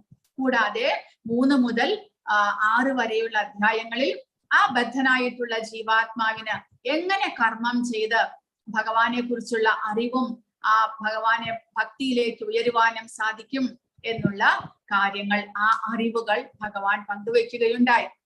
7 മുതൽ 12 വരെയുള്ള അധ്യായങ്ങളിൽ ഭക്തിയുത സേവനത്തെക്കുറിച്ചും ഭഗവാനെ കുറിച്ചും പരമാത്മാവും ജീവാത്മാവും തമ്മിലുള്ള ബന്ധത്തെക്കുറിച്ചും പരമദിവ്യോത്തമ പുരുഷനായ കൃഷ്ണന്റെ സമുത്കൃഷ്ടതയും ജീവാത്മാവിന് താരതമ്യേനയുള്ള ആശ്രിതത്വത്തെയും എടുത്തു കാണുന്നുണ്ട്. അപ്പോൾ 7 മുതൽ 12 വരെ ഭക്തിയുത സേവനം എങ്ങനെ നമ്മൾ പ്രോപ്പർ ആയിട്ട് ചെയ്യണം, അങ്ങനെ ഭഗവാനെ സന്തോഷിപ്പിക്കാൻ സാധിക്കും. കൂടാതെ ഭഗവാൻ, പരമാത്മാവ്, ജീവാത്മാവ് ഇവരെല്ലാം തമ്മിലുള്ള ബന്ധം എന്താണ് എന്നതിനെ കുറിച്ച് പറയുന്നു. ഭഗവാൻ കൃഷ്ണനാണ് സമുത്കൃഷ്ടനായിട്ടുള്ള പരമദിവ്യോത്തമ പുരുഷൻ. മത്ത പരതരം നാണ്യത് കിഞ്ചിത് അസ്തി ധനഞ്ജയ എന്ന് ഭഗവാൻ പറഞ്ഞിരിക്കുന്നു. അഹം സർവസ്യ പ്രഭവോ എന്ന് പറഞ്ഞു ഭഗവാൻ. അഹം ആദിർഹി ദേവാനാം മഹർഷീനാം ച സർവശഃ. ഭഗവാന്റെ ആ പരമദിവ്യോത്തമ പുരുഷൻ ഞാനാണ് എന്ന് ഭഗവാൻ എടുത്തെടുത്ത് 7 മുതൽ 12 വരെയുള്ള അധ്യായങ്ങളിൽ നമ്മളോട് പറയുകയുണ്ടായി. അങ്ങനെ ജീവാത്മാവായിട്ടുള്ള നമ്മൾ ഭഗവാന്റെ ആശ്രിതത്വത്തിലാണ്. ഭഗവാനെ ആശ്രയിക്കുകയാണെങ്കിൽ ഈ ഭൗതികതയിൽ നിന്നുള്ള മോചനം നമുക്ക് സാധ്യമാകും എന്നും ഭഗവാൻ അറിയിക്കുകയുണ്ടായി. അങ്ങനെയുള്ള അറിവ്, ജ്ഞാനം ഭഗവാൻ നമുക്ക് പറഞ്ഞു തന്നു. 4 തരം സുഹൃതികൾ, ഭഗവാനെ ആശ്രയിക്കുന്ന 4 വിധത്തിലുള്ള സുഹൃതികളെ കുറിച്ചും ഭഗവാൻ നമ്മളെ അറിയിച്ചു. അതും ഒരു ജ്ഞാനമാണ്. അപ്പോൾ 7 മുതൽ 12 വരെ ഭക്തിയുത സേവനത്തെക്കുറിച്ച്, ഭക്തിയെക്കുറിച്ച്, എങ്ങനെ ഭൗതികതയെ മറികടക്കാം, പരമാത്മാവിനെയും ജീവാത്മാവിനെയും കുറിച്ചുള്ള അറിവ്, അതെല്ലാം ഭഗവാൻ ആ ജ്ഞാനം നമുക്ക് പറഞ്ഞു തന്നു. ഇനി 13 മുതൽ 18 വരെയുള്ള അധ്യായങ്ങളിൽ ജീവസത്തയ്ക്ക് ഭൗതിക പ്രകൃതിയുമായി ബന്ധമുണ്ടാവുന്നത് എങ്ങനെ, അത് ഭഗവാൻ ഡീറ്റെയിൽ ആയിട്ട് നമുക്ക് പറഞ്ഞു തരികയാണ്. പിന്നെ പല പ്രക്രിയകളാൽ എങ്ങനെ ഒരു ജീവസത്തയ്ക്ക് മോചനവും ലഭിക്കുന്നു. അപ്പോൾ ഭൗതിക പ്രകൃതിയുമായിട്ട് ഒരു ജീവാത്മാവ് ബന്ധത്തിലാവുകയും അങ്ങനെ ബന്ധനത്തിലാവുകയും എങ്ങനെ, കൂടാതെ ഇവിടെ നിന്നുള്ള മോചനത്തിന്റെ പ്രക്രിയ എന്താണ്, അത് രണ്ടുമാണ് 13 മുതൽ 18 വരെയുള്ള അധ്യായങ്ങളിലൂടെ ഭഗവാൻ പറയുന്നത്. അപ്പോൾ 1ഉം 2ഉം ശ്ലോകങ്ങളിൽ അർജുനന്റെ ചോദ്യവും ഭഗവാൻ ക്ഷേത്രജ്ഞൻ ഇതിന്റെ ഉത്തരം പറയുന്നു. ഇനി 3ഉം 4ഉം ശ്ലോകങ്ങളിലൂടെ ഭഗവാൻ വീണ്ടും ക്ഷേത്രജ്ഞൻ ആരാണ്, കൂടാതെ ജ്ഞാനം എന്നാൽ എന്താണ് അത് പറയുകയാണ്. ക്ഷേത്രജ്ഞം ചാഭിമാം വിദ്ധി സർവക്ഷേത്രേഷു ഭാരത ക്ഷേത്രജ്ഞയോ ജ്ഞാനം യത്തജ്ഞാനം മതം മമ. സർവശരീരങ്ങളിലും കുടികൊള്ളുന്ന ജ്ഞാനം ക്ഷേത്രജ്ഞനാണ് എന്ന് നീ അറിയണം. ഈ ശരീരമാകുന്ന ക്ഷേത്രത്തെയും ക്ഷേത്രജ്ഞനെയും കുറിച്ചുള്ള അറിവാണ് ജ്ഞാനം. ഇതാണ് എന്റെ അഭിപ്രായം. അപ്പോൾ ഭഗവാൻ പറഞ്ഞു ക്ഷേത്രത്തെ അറിയുന്നവനാണ് ക്ഷേത്രജ്ഞൻ എന്ന് പറയുന്നു. അപ്പോൾ ആദ്യമായിട്ട് ക്ഷേത്രത്തെ അറിയുന്നവൻ ജീവാത്മാവാണ്. രണ്ടാമതായിട്ട് ഭഗവാൻ പറയുന്നു ഞാനും ക്ഷേത്രജ്ഞനാണ്. അപ്പോൾ 2 ക്ഷേത്രജ്ഞന്മാർ ഓരോ ശരീരത്തിലും കുടികൊള്ളുന്നുണ്ട്. ഒന്ന് നമ്മൾ ജീവാത്മാവായിട്ടുള്ള ക്ഷേത്രജ്ഞൻ, രണ്ടാമതായിട്ട് പരമാത്മാവായിട്ടുള്ള ഭഗവാന്റെ അവതാരമായിട്ടുള്ള അംശമായിട്ടുള്ള ആ പരമാത്മാവായിട്ടുള്ള ക്ഷേത്രജ്ഞനും. അതുകൂടാതെ ശരീരമാകുന്ന ക്ഷേത്രത്തെയും ഈ ക്ഷേത്രജ്ഞന്മാർ, അതായത് ശരീരമാകുന്ന ഭൗതിക പ്രകൃതി, പിന്നെ ജീവാത്മാവ്, പരമാത്മാവ്, ഇവയെ കുറിച്ചുള്ള അറിവാണ് ജ്ഞാനം.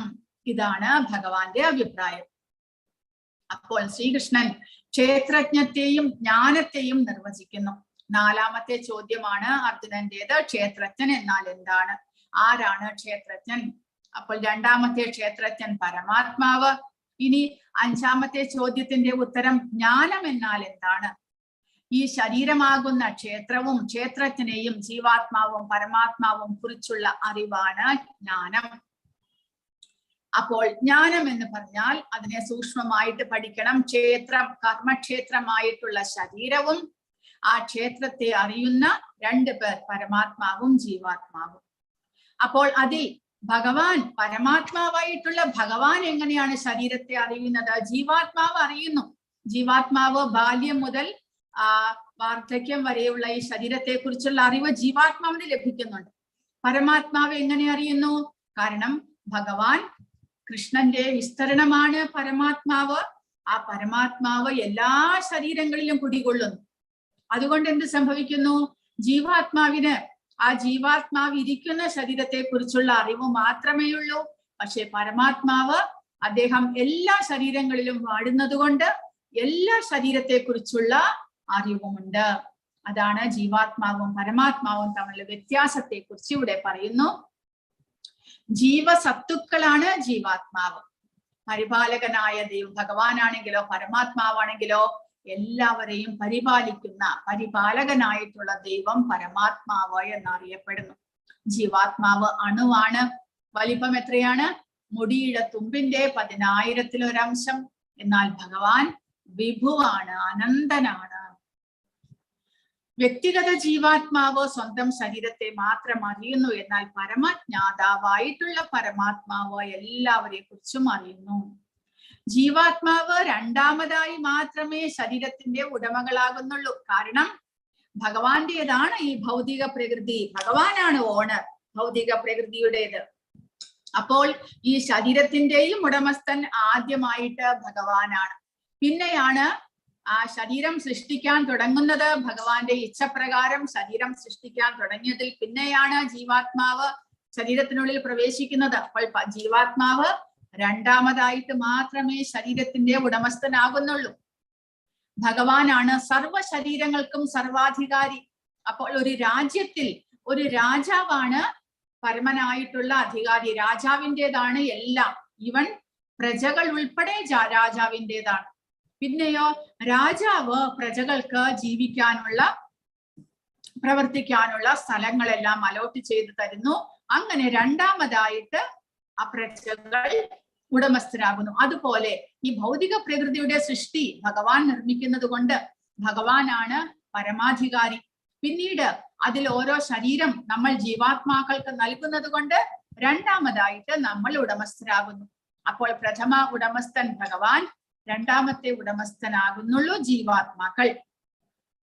പിന്നെ ഇന്ദ്രിയങ്ങളുടെ നാഥൻ ഭഗവാനാണ്. അതുകൊണ്ട് അദ്ദേഹത്തെ ഋഷികേശൻ എന്ന് വിളിക്കുന്നു. അപ്പോൾ ഇന്ദ്രിയങ്ങളുടെയും ഉടമസ്ഥൻ ജീവാത്മാവ് രണ്ടാമതായിട്ടേ ആകുന്നുള്ളൂ. ഭഗവാനാണ് ഇന്ദ്രിയങ്ങളുടെ യഥാർത്ഥ നിയന്താവ്. പിന്നെ ജീവാത്മാക്കൾ ക്ഷരം എന്ന് നമ്മൾ നേരത്തെ പഠിച്ചു. ക്ഷരങ്ങളാണ് ജീവാത്മാക്കൾ, അതായത് തെറ്റുപറ്റാൻ സാധ്യതയുള്ളവർ. ഭഗവാനോ ഒരിക്കലും പിഴപറ്റുന്നില്ല. ജീവാത്മാക്കൾ സ്നേഹമുള്ള ഒരു സേവകൻ മാത്രമാണ്. എന്നാൽ ഭഗവാനാണെങ്കിൽ നമ്മളുടെ എല്ലാം സംരക്ഷകനായിട്ടുള്ള, എല്ലാവരെയും സ്നേഹിക്കുന്ന യജമാനനാണ്. കൂടാതെ ജീവസത്തകൾ അസംഖ്യമുണ്ട്. അതുകൊണ്ട് അസംഖ്യം ശരീരങ്ങളും കാണപ്പെടുന്നു. എന്നാൽ ഭഗവാൻ ഒരാളേ ഉള്ളൂ. അദ്ദേഹം അനേകം പരമാത്മാക്കളായിട്ട് വിസ്തരണം ചെയ്യുകയാണ്. പക്ഷേ അദ്ദേഹം ഒരേ ഒരാളാണ്. അദ്ദേഹം അനേകം വിസ്തരണങ്ങൾ എടുക്കുന്നു, അത്രമാത്രം. പക്ഷേ ഏകനായിട്ടുള്ള പരമാത്മാവ്. എന്നാൽ ജീവാത്മാക്കളോ ഒരാൾ ഒന്നിൽ നിന്ന് വ്യത്യസ്തനാണ്. എല്ലാവരും വ്യക്തിഗത ജീവാത്മാക്കളാണ്. ഭഗവത് അംശമാണെങ്കിലും എല്ലാവരും വ്യക്തിഗത ജീവാത്മാക്കളാണ്. എന്നാൽ ഭഗവാൻ ഒരാൾ തന്നെ അനേകമായിട്ട് മാറിയിരിക്കുന്നു. ഇത്രയുമാണ് ക്ഷേത്രത്തിനെ കുറിച്ചുള്ള അറിവ്. അതിൽ പ്രഭുപാദ പറഞ്ഞതും കൂടെ വായിച്ചിട്ട് നമുക്ക് അടുത്തതിലേക്ക് കടക്കാം.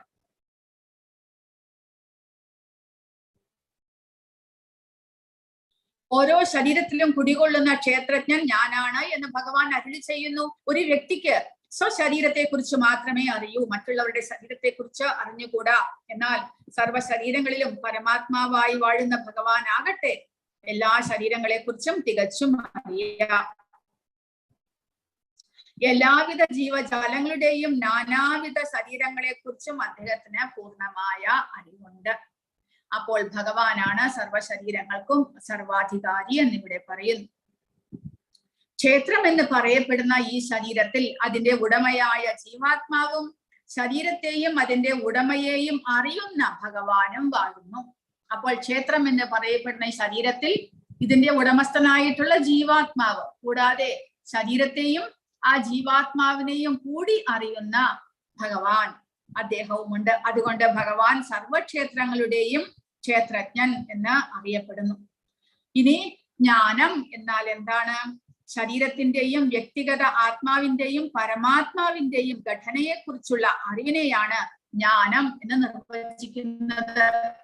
അപ്പോൾ ശരീരത്തിന്റെ ഘടന, ശരീരം എങ്ങനെ നിലവിൽ വരുന്നു, ശരീരം എങ്ങനെ പ്രവർത്തിക്കുന്നു, ത്രിഗുണങ്ങൾ എങ്ങനെ സ്വാധീനിക്കുന്നു, അതെല്ലാം അറിയണം. രണ്ടാമതായിട്ട് ജീവാത്മാവ് എങ്ങനെ ഭൗതിക പ്രപഞ്ചത്തിൽ വരുന്നു, എങ്ങനെ ബന്ധനത്തിലാക്കപ്പെടുന്നു, എങ്ങനെ പ്രത്യേകമായ ശരീരം ലഭിക്കുന്നു, അതറിയണം. മൂന്നാമത് പരമാത്മാവ്, അദ്ദേഹം ആരാണ്, അദ്ദേഹം എങ്ങനെ ഭൗതിക പ്രകൃതിയെ നിയന്ത്രിക്കുന്നു, അദ്ദേഹം ഓരോ ശരീരത്തിലും എങ്ങനെ വാഴുന്നു, അദ്ദേഹത്തെ പരമാത്മാവ് എന്തുകൊണ്ട് വിളിക്കുന്നു, ഇതെല്ലാം അറിയണം. ഇതെല്ലാം അറിയുന്നതാണ് ജ്ഞാനം. ജീവാത്മാവിനെയും പരമാത്മാവിനെയും ഒരേ സമയം ഒന്നായും വിഭിന്നമായും മനസ്സിലാക്കുകയാണ് അറിവ്. അതിനെയാണ് നമ്മൾ ഹരേ കൃഷ്ണ, അങ്ങനെ ജീവാത്മാവും പരമാത്മാവും ഒരേ സമയം ഒന്നുമാണ്, വിഭിന്നവുമാണ്. അചിന്യ ഭേദ അഭേദ തത്വം എന്ന് പറയുന്നത്, അതിനെക്കുറിച്ച് നമ്മൾ മനസ്സിലാക്കണം. കാരണം ഭഗവത് അംശമായതുകൊണ്ട് ജീവാത്മാവും പരമാത്മാവും പരമാത്മാവിന്റെ അംശമായതുകൊണ്ട് പരമാത്മാവിന്റെ എല്ലാ ഗുണങ്ങളും ജീവാത്മാക്കൾക്കുണ്ട്. എന്നാലും ബദ്ധനായിട്ട് മാറാനുള്ള ഒരു പ്രവണത ജീവാത്മാവിനുണ്ട്. ഭഗവാൻ അങ്ങനെയില്ല. അദ്ദേഹം എല്ലായ്പ്പോഴും വിഭുവായിട്ട് തന്നെ ഇരിക്കുന്നു. എന്നാൽ ജീവാത്മാക്കൾ അണുവായതുകൊണ്ട് ചിലപ്പോൾ ആ ബദ്ധനായിട്ട് ഭൗതികതയിലേക്ക് വീഴുവാനുള്ള പ്രവണതയുള്ളത് കൊണ്ട് അങ്ങനെ നമ്മൾ ജീവാത്മാവിനെ വ്യത്യസ്തരായിട്ട് മനസ്സിലാക്കണം എന്ന് പറയും. ഋഷിഭിർബഹുധാ ഗീതം ഛന്ദോഭിർവിവിധൈഃ പൃഥക് ബ്രഹ്മസൂത്രപദൈശ്ചൈവ ഹേതുമദ്ഭിർവിനിശ്ചിതൈഃ. അപ്പോൾ ഇനി ഭഗവാൻ പറയുന്നത്, ഇത് വായിച്ചില്ല അല്ലെ? തക്ഷേത്രം യച്ഛയാ ദൃക്ഛാ യദ്വികാരി യദശ്ചയത് സചയോ യത്പ്രഭാവശ്ച തത്സമാസേന മേ ശൃണു.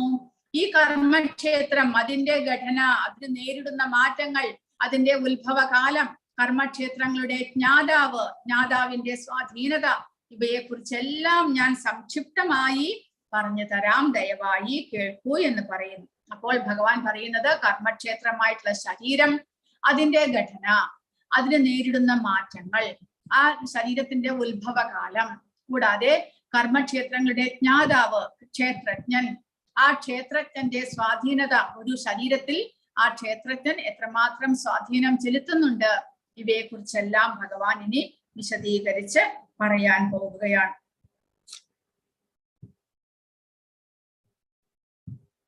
ഋഷിഭിർബഹുധാ ഗീതം ഛന്ദോഭിർവിവിധൈഃ പൃഥക് ബ്രഹ്മസൂത്രപദൈശ്ചൈവ ഹേതുമദ്ഭിർവിനിശ്ചിതൈഃ.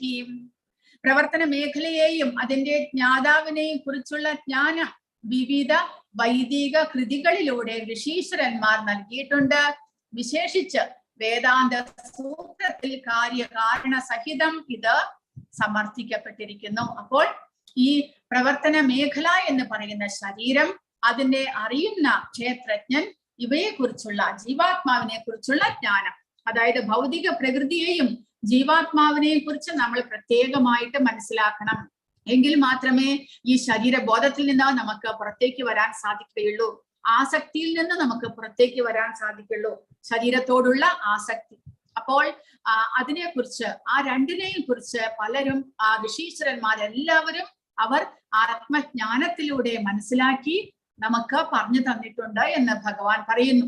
വിശേഷിച്ച വേദാന്ത സൂത്രത്തിൽ വേദം എഴുതിയിട്ട്, വേദം പകുത്ത് അതിനെ മനസ്സിലാക്കിയിട്ട് അതിന്റെ സാരമായിട്ടാണ് വേദാന്ത സൂത്രം രചിച്ചിരിക്കുന്നത്. വ്യാസമഹർഷി, വ്യാസദേവനാണ് വേദാന്ത സൂത്രം നൽകിയിരിക്കുന്നത്.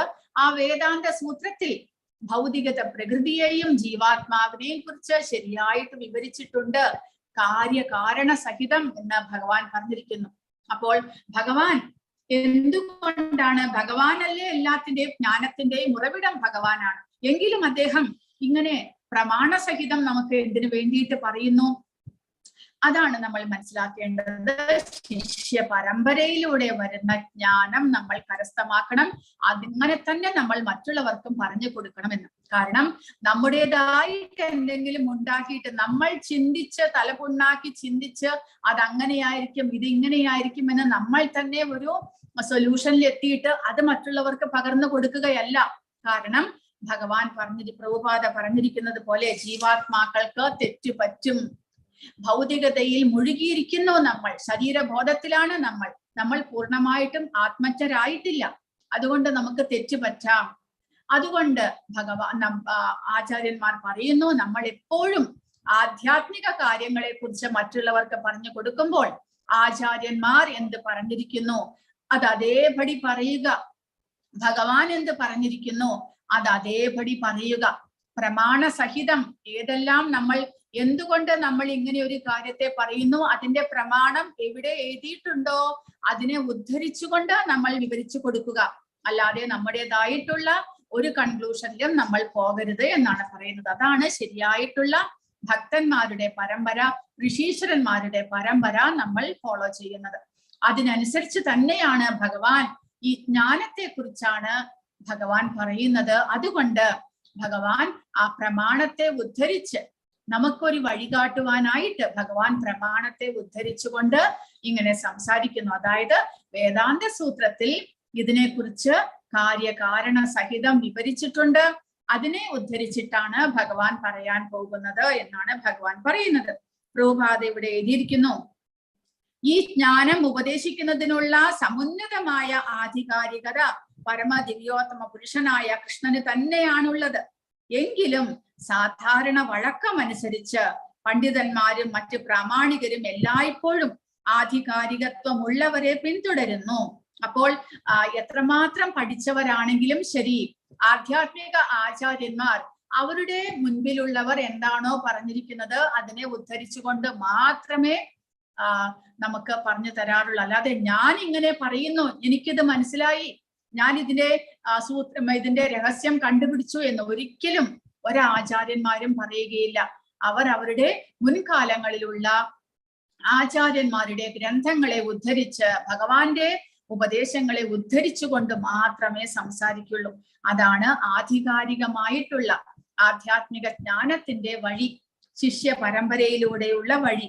അതുപോലെ തന്നെ ഭഗവാൻ ഇവിടെ വേദാന്ത സൂത്രത്തെ മുൻനിർത്തിക്കൊണ്ട് കൃഷ്ണൻ ഈ വിഷയത്തെ പരാമർശിച്ചിരിക്കുന്നു. പല മഹർഷിമാരുടെയും അഭിപ്രായം അനുസരിച്ചാണ് എന്ന് ഭഗവാൻ കൃഷ്ണൻ സ്വയം പറയുന്നു.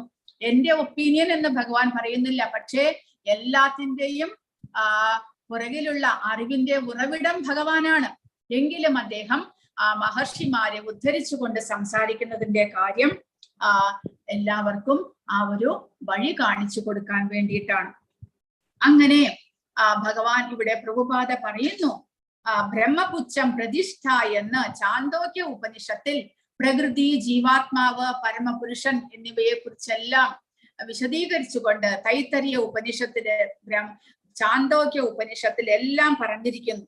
അപ്പോൾ അതിനെക്കുറിച്ച് ഒരു യജുർവേദ ശാഖയായ തൈത്തരീയ ഉപനിഷത്ത് പ്രകൃതി, ജീവാത്മാവ്, പരമപുരുഷൻ എന്നീ വിഷയങ്ങളെ കുറിച്ച് പ്രതിപാദിക്കുന്നുണ്ട്. അതെന്താണ് പ്രതിപാദിച്ചിരിക്കുന്നത്? അതാണ് ഇവിടെ കൊടുത്തിരിക്കുന്നത്. കർമ്മരംഗമാണ് ക്ഷേത്രം. ക്ഷേത്രജ്ഞർ രണ്ട് വിധത്തിലുണ്ട്, വ്യക്തിഗത ജീവസത്തയും പരമാത്മാവും എന്ന് തൈത്തരീയ ഉപനിഷത്തിൽ പറഞ്ഞിരിക്കുന്നു. ബ്രഹ്മപുച്ഛം പ്രതിഷ്ഠ എന്ന് തൈത്തരീയ ഉപനിഷത്ത് കോട്ട് ചെയ്തിരിക്കുന്നു. അതിലാണ് ഇങ്ങനെ കൊടുത്തിരിക്കുന്നത്. അതായത് ഒരു ജീവാത്മാവിന്റെ അവബോധം എങ്ങനെ വളർച്ച പ്രാപിച്ച് ആനന്ദമയമായിട്ടുള്ള പരിശുദ്ധമായിട്ടുള്ള അവസ്ഥയിലേക്ക് ഉയരുന്നു. അപ്പോൾ അതിന് പല ഘട്ടങ്ങളുണ്ട്. അതാണ് ഇവിടെ കൊടുത്തിരിക്കുന്നത്. അന്നമയം എന്നുള്ളതാണ് ആദ്യത്തെ ഘട്ടം. ആ അന്നമയത്തിൽ ജീവാത്മാവ് അല്ലെങ്കിൽ ശരീരത്തിനുള്ളിരിക്കുന്ന ജീവാത്മാവാണ് എല്ലാം അറിയുന്നത്. ശരീരം പൂർണ്ണമായിട്ടും അന്നത്തെ അല്ലെങ്കിൽ ആഹാരത്തെ മാത്രം ആശ്രയിച്ചിരിക്കുന്ന ഒരവസ്ഥ. അങ്ങനെയുള്ള ഒരവസ്ഥ നമ്മുടെ ബാല്യകാലം അതിന് ഉദാഹരണമായിട്ട് എടുക്കാം. കാരണം ബാല്യകാലത്തിൽ കുഞ്ഞുങ്ങൾ വിശക്കുമ്പോൾ കരയുന്നു, അത്രമാത്രം. വയറ് നിറഞ്ഞു കഴിഞ്ഞാൽ പിന്നീട് ഉറക്കമായി, പിന്നീട് അവർക്ക് ബഹളമേ ഇല്ല. വീണ്ടും വല്ലാണ്ട് വിശക്കുമ്പോൾ ആ കുഞ്ഞ് എണീക്കുന്നു, കരയുന്നു. അപ്പോൾ ആഹാരത്തെ കുറിച്ച് മാത്രം അവബോധമുള്ള ഒരവസ്ഥയാണ് അന്നമയ അവസ്ഥ. അതാണ് ബാല്യകാലം എന്ന് പറയുന്നത്. കൂടാതെ ആ ശിശു കുറച്ചുകൂടി വളരുമ്പോൾ എന്ത് സംഭവിക്കുന്നു? മറ്റുള്ളവരെ തിരിച്ചറിയാനായിട്ട് സാധിക്കുന്നു. കണ്ണ് കുറച്ചധികം സമയം ഉണർന്നിരിക്കും, നമ്മളെ കണ്ടാൽ ചിരിക്കും, കാരണം നമ്മളെ തിരിച്ചറിയുന്നു. മറ്റുള്ള ജീവനുള്ള വസ്തുക്കളെയെല്ലാം, ജീവികളെ, മനുഷ്യരെ, അവരെയെല്ലാം തിരിച്ചറിയാൻ സാധിക്കുന്നു. അവബോധം കുറച്ചുകൂടി വളരുകയായി. അതിനെയാണ് പ്രാണമയമായിട്ടുള്ള അവസ്ഥ. മറ്റുള്ള പ്രാണനെ, അതായത് ജീവനുള്ളവരെ തിരിച്ചറിയാൻ കഴിയുന്ന അവസ്ഥ. അങ്ങനെ അവബോധം കുറച്ചുകൂടി വളരുന്നു. പിന്നീട് ജ്ഞാനമയമായിട്ടുള്ള അവസ്ഥ, അതായത് ജ്ഞാനം, അറിവ് സമ്പാദിക്കാൻ സാധിക്കുന്നു. ആ ശരീരത്തിന് അവബോധം കുറച്ചുകൂടി വളരുന്നു. കുട്ടികൾ വലുതായി വരുന്തോറും അവർക്ക് അറിവ് സമ്പാദിക്കാൻ സാധിക്കുന്നു. പിന്നീടോ വിജ്ഞാനമയം, സമ്പാദിക്കുന്ന അറിവ് നമ്മുടെ ജീവിതത്തിൽ പകർത്തുവാൻ സാധിക്കുന്നു. അത് ആധ്യാത്മികമാകുന്ന അവസ്ഥയാണ്. ഇത് അന്നമയം, പ്രാണമയം, ജ്ഞാനമയം എന്നുള്ളത് ഭൗതികമായ അവസ്ഥയാണെങ്കിൽ, വിജ്ഞാനമയം എന്നുള്ളത് പൂർണ്ണമായിട്ടും വിജ്ഞാനമയവും ആനന്ദമയവും ആധ്യാത്മിക അവസ്ഥയിലേക്കാണ്. കാരണം ഭൗതികതയിൽ തന്നെ മുഴുകി ജീവിക്കുകയാണെങ്കിൽ അത് ജ്ഞാനമയം വരെ എത്തുന്നുള്ളൂ. ഭൗതികമായ അറിവ് സമ്പാദിക്കുന്നു, അതിനനുസരിച്ച് ജീവിക്കുന്നു, അത്രമാത്രം. പക്ഷെ വിജ്ഞാനമയം എന്നുള്ളത് ആധ്യാത്മിക അവസ്ഥയാണ്. കാരണം ആ വിജ്ഞാനമയത്തിലേക്ക് ഉയരാനുള്ള അവബോധമുണ്ട് മനുഷ്യ ശരീരത്തിൽ. പക്ഷെ അത് നമ്മൾ ഉപയോഗിക്കണം. അത് ഉപയോഗിക്കുകയാണെങ്കിൽ ആ വിജ്ഞാനമയത്തിലേക്കും പിന്നീട് അവിടെ നിന്ന് ആനന്ദമയത്തിലേക്കും ഉയരാനുള്ള കഴിവ് ഈ ജീവാത്മാവിന്റെ അവബോധത്തിനുണ്ട്. കാരണം ജീവാത്മാവ് ഓൾറെഡി ആധ്യാത്മികനായതുകൊണ്ട്. അപ്പോൾ ആ മനുഷ്യ ശരീരത്തിൽ അതിനുള്ള അവസരമുണ്ട്. വിജ്ഞാനമയം എന്നുള്ളത് തന്റെ ശരിയായിട്ടുള്ള ആധ്യാത്മിക അവസ്ഥയെ കുറിച്ച് മനസ്സിലാക്കാനുള്ള കഴിവ്. വിജ്ഞാനമയം എന്നുള്ളത് ബ്രഹ്മസാക്ഷാത്കാരമാണ്. താൻ ആധ്യാത്മികനായിട്ടുള്ള ജീവാത്മാവാണ്. അഹം ബ്രഹ്മാസ്മി എന്നുള്ള അറിവ്, ഭഗവാനെയും തന്നെയും കുറിച്ച്, ഭഗവാനും താനും തമ്മിലുള്ള ബന്ധത്തെ കുറിച്ച് മനസ്സിലാക്കാവുന്ന അവസ്ഥയാണ് വിജ്ഞാനമയം എന്ന് ഇവിടെ കൊടുത്തിരിക്കുന്ന പ്രഭുപാദ. ഇതിൽ മനസ്സും ജീവലക്ഷണങ്ങളും ജീവസത്തയിൽ നിന്ന് ഭിന്നങ്ങളായി അറിയപ്പെടുന്നു. ആ വിജ്ഞാനമയമായിട്ടുള്ള അവസ്ഥയിൽ താൻ ഭഗവതംശമായ ജീവാത്മാവാണ്. ഈ ശരീരവും മനസ്സും എല്ലാം തന്നെ ഭൗതികമതയുടെ പ്രൊഡക്റ്റ് ആണ് എന്ന് മനസ്സിലാക്കാനുള്ള അവസ്ഥ. ആ ആത്മജ്ഞാനത്തിലേക്ക് ഉയരുന്ന അവസ്ഥയാണ് വിജ്ഞാനമയം.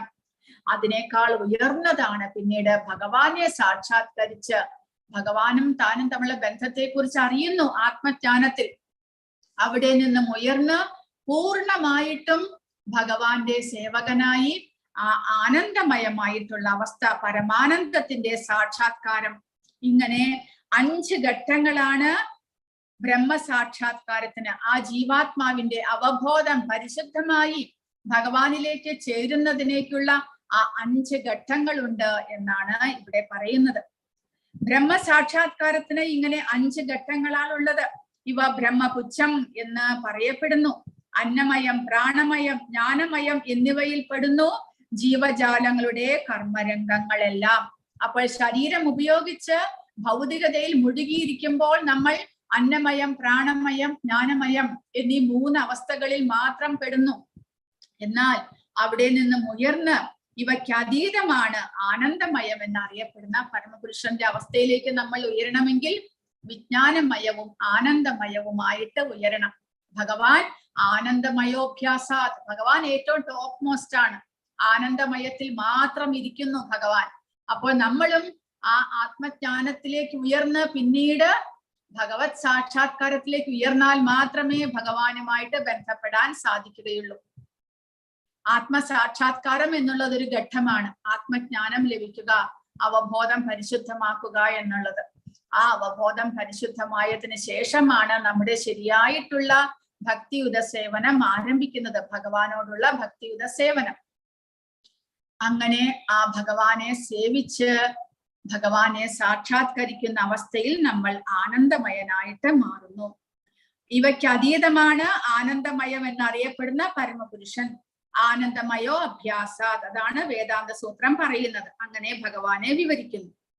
സ്വയമേവ ആനന്ദപൂർണനാണ് ഭഗവാൻ. ആ അതീന്ദ്രിയ ആനന്ദം ആസ്വദിക്കാൻ വേണ്ടി അവിടുന്ന് വിജ്ഞാനമയനായും പ്രാണമയനായും അന്നമയനായും രൂപവിസ്തരണം കൈക്കൊള്ളുന്നു. അപ്പോൾ ഓരോ അവസ്ഥയിലും നമ്മോടൊപ്പം ആ പരമാത്മാവും സഞ്ചരിക്കുന്നുണ്ട്. ആ ജീവാത്മാവിനോടൊപ്പം ആനന്ദമയ അവസ്ഥയിലേക്ക് ജീവാത്മാവ് ഉയരുമ്പോൾ ആ ഭഗവാൻ, ആ ജീവാത്മാവിന് പരമാത്മ സാക്ഷാത്കാരവും ലഭിക്കുന്നു. കർമ്മക്ഷേത്രസ്ഥനായ ജീവസത്ത അനുഭോക്താവായാണ് അറിയപ്പെടുന്നത്. അനുഭോക്താവിൽ നിന്ന് ഭിന്നനാണ് ആനന്ദമയൻ. അതായത് ജീവാത്മാവ് ഈ ശരീരത്തെ അനുഭവിക്കുന്ന ഒരു വ്യക്തിയായിട്ട് മാത്രമേ അറിയപ്പെടുന്നുള്ളൂ. എന്നാൽ ഭഗവാൻ ആനന്ദമയനാണ്, സ്വയം ആനന്ദിക്കാൻ സാധിക്കുന്ന ഭഗവാൻ. അപ്പോൾ ഭഗവാന് നമ്മൾ സ്വയം സമർപ്പിച്ചു കഴിഞ്ഞാൽ ആ ജീവാത്മാവിനും ഈ ആനന്ദമയ അവസ്ഥയിലേക്ക് ഉയരാനായിട്ട് സാധിക്കും എന്നാണ് പറയുന്നത്. ഹരേ കൃഷ്ണ. ഈ ഭൗതിക ലോകത്ത് 3 ഘട്ടങ്ങളുണ്ട്. അവബോധത്തിന്റെ ഘട്ടം, സ്വപ്നത്തിലെ അർദ്ധബോധത്തിന്റെ ഘട്ടം, അബോധാവസ്ഥയുടെ ഘട്ടം. അതായത് ഈ ഭൗതിക ലോകത്ത് എന്ന് പറയുമ്പോൾ നമ്മൾ ഈ ഭൗതിക ശരീരം സ്വീകരിക്കുന്നതോടുകൂടി നമുക്ക് ആ ജീവാത്മാവിന്റെ അവബോധം പരിശുദ്ധമാകുന്ന ഒരവസ്ഥ. അതുകൂടാതെ നമ്മൾ ശരീരബോധത്തിലുള്ളപ്പോൾ നമ്മൾ ഉറങ്ങുന്ന സമയത്ത് സ്വപ്നലോകത്തിലേക്ക് പോകുന്നു. അതായത് ഉണർന്നിരിക്കുന്ന അവസ്ഥയിൽ നമ്മുടെ അവബോധം എല്ലാം അറിയാൻ സാധിക്കുന്നു നമുക്ക്. എന്നാൽ ഉറങ്ങുമ്പോഴോ സ്വപ്നലോകത്തിലേക്ക് നമ്മൾ സ്വപ്നം കാണുന്നു. അതും ഒരവസ്ഥയാണ്. ജീവാത്മാവ് ആ സമയത്ത് മനസ്സും ബുദ്ധിയും അവബോധവും ഒരുമിച്ച് ജീവാത്മാവ് സഞ്ചരിക്കുകയാണ്. നമുക്ക് സ്വപ്നത്തിൽ ചിലപ്പോൾ നമ്മൾ കാണുന്നു, നമ്മൾ വേറെ എവിടെയോ പോയിട്ട് എന്തെല്ലാമോ സീൻ കാണുന്നു, രംഗങ്ങൾ കാണുന്നു. ഇതെല്ലാം നമ്മൾ അറിയുന്നുണ്ട്, ജീവാത്മാവ് അറിയുന്നുണ്ട്. കാരണം ചില സമയത്ത് നമ്മൾ സ്വപ്നത്തിൽ നിന്ന് ഉണരുമ്പോൾ ഇതെല്ലാം കുറച്ചു നേരത്തേക്ക് നമ്മുടെ മെമ്മറിയിൽ ഉണ്ടാകുന്നു. അപ്പോൾ ആ അവസ്ഥ എന്തെന്ന് പറഞ്ഞാൽ ജീവാത്മാവ് സഞ്ചരിക്കുകയാണത്രേ. അതായത് മനസ്സും ബുദ്ധിയും ജീവാത്മാവിനെ വഹിച്ചുകൊണ്ട് പോകുന്നു എവിടേക്കോ. അപ്പോൾ അതാണ് സ്വപ്നത്തിലെ അർദ്ധബോധ ഘട്ടം. പിന്നെയോ അബോധ, ചിലപ്പോൾ നമ്മൾ ഡീപ്പ് സ്ലീപ്പ് ആകുന്ന ഒരവസ്ഥയുണ്ട്. അങ്ങനെ 3 അവസ്ഥ ഈ ജീവാത്മാവ് ശരീരബോധത്തിലുള്ളപ്പോൾ ഉണ്ടാകുന്നുണ്ട്. എന്നാൽ ഭഗവാനാണെങ്കിലോ അങ്ങ് ഈ വ്യത്യസ്ത ഭൗതിക ഘട്ടങ്ങൾക്കെല്ലാം അതീതമാണ്. അതിനാൽ അങ്ങ് 4ാമത്തെ മാനത്തിലാണ് നിലനിൽക്കുന്നത്. അങ്ങയുടെ ആവിർഭാവ തിരോഭാവം അങ്ങേക്ക് അപ്പുറത്തുള്ള ഒന്നിനെയും ആശ്രയിക്കുന്നില്ല. എല്ലാറ്റിന്റെയും പരമ കാരണം അങ്ങാണ്. പക്ഷെ അങ്ങേക്ക് ഒരു കാരണവുമില്ല. അങ്ങയുടെ സ്വന്തം ആവിർഭാവ തിരോഭാവങ്ങൾക്ക് അങ്ങ് തന്നെ കാരണമാകുന്നു. ഭഗവാനെ, അങ്ങേക്ക് അതീന്ദ്രിയമായ സ്ഥാനമുണ്ടായിരുന്നിട്ടും അങ്ങയുടെ ഷഡൈശ്വര്യങ്ങൾ കാണിക്കുന്നതിനും അതീന്ദ്രിയ ഗുണങ്ങളെ പരസ്യപ്പെടുത്തുന്നതിനുമായി അങ്ങ് വ്യത്യസ്ത അവതാരങ്ങളായ മത്സ്യം, കൂർമ്മ, വരാഹ, നരസിംഹം, കേശവൻ എന്നിങ്ങനെ അവതരിച്ചു. അങ്ങയുടെ ഭിന്നമായ രൂപത്താൽ അങ്ങ് വ്യത്യസ്ത ജീവജാലങ്ങളായി പ്രത്യക്ഷപ്പെട്ടു. അങ്ങയുടെ അന്തരംഗ ശക്തിയാൽ അങ്ങ് വിഷ്ണുവിന്റെ വ്യത്യസ്ത അവതാരങ്ങളായി പ്രത്യക്ഷപ്പെടുന്നു. അങ്ങയുടെ ബാഹ്യശക്തിയാൽ അങ്ങ് ഭൗതിക ലോകമായി പ്രത്യക്ഷപ്പെടുന്നു. അങ്ങനെയുള്ള ഭഗവാനെ അറിയുക. അതാണ് ഈ ജ്ഞാനയോഗത്തിലൂടെ ഭഗവാൻ നമുക്ക് പറഞ്ഞു തരുന്നത്. ഇത് ഭഗവാൻ കൃഷ്ണ ബുക്കിലുള്ളതാണ്, ബുക്കിൽ വിവരിക്കുന്നതാണ്. അപ്പോൾ ഭഗവാനെ ഇങ്ങനെ നമ്മൾ മനസ്സിലാക്കാനായിട്ട് ശ്രമിക്കണം. ഭഗവാനെ അറിയണം. അതാണ് ഏറ്റവും ഉന്നതമായിട്ടുള്ള അവസ്ഥ. ജ്ഞാനത്തിന്റെ ഉച്ചകോടിയാണ് ഭഗവാനെ ഇങ്ങനെ പൂർണ്ണമായിട്ട് നമുക്ക് മനസ്സിലാക്കാൻ കഴിയുക എന്നുള്ളത്. ഹരേ കൃഷ്ണ. ഇനി ഭഗവാൻ പ്രകൃതിയുടെ ഘടനയെ കുറിച്ച് പറയുകയാണ്. അത് നാളത്തെ ക്ലാസ്സിൽ നമുക്ക് പഠിക്കാം. 6-7 ശ്ലോകത്തിലൂടെ പ്രകൃതിയുടെ, ഭൗതിക പ്രകൃതിയുടെ ഘടനയെ കുറിച്ച് പറഞ്ഞു തരുന്നു. ഹരേ കൃഷ്ണ. ആർക്കെങ്കിലും എന്തെങ്കിലും ചോദ്യങ്ങളോ സംശയങ്ങളോ ഉണ്ടെങ്കിൽ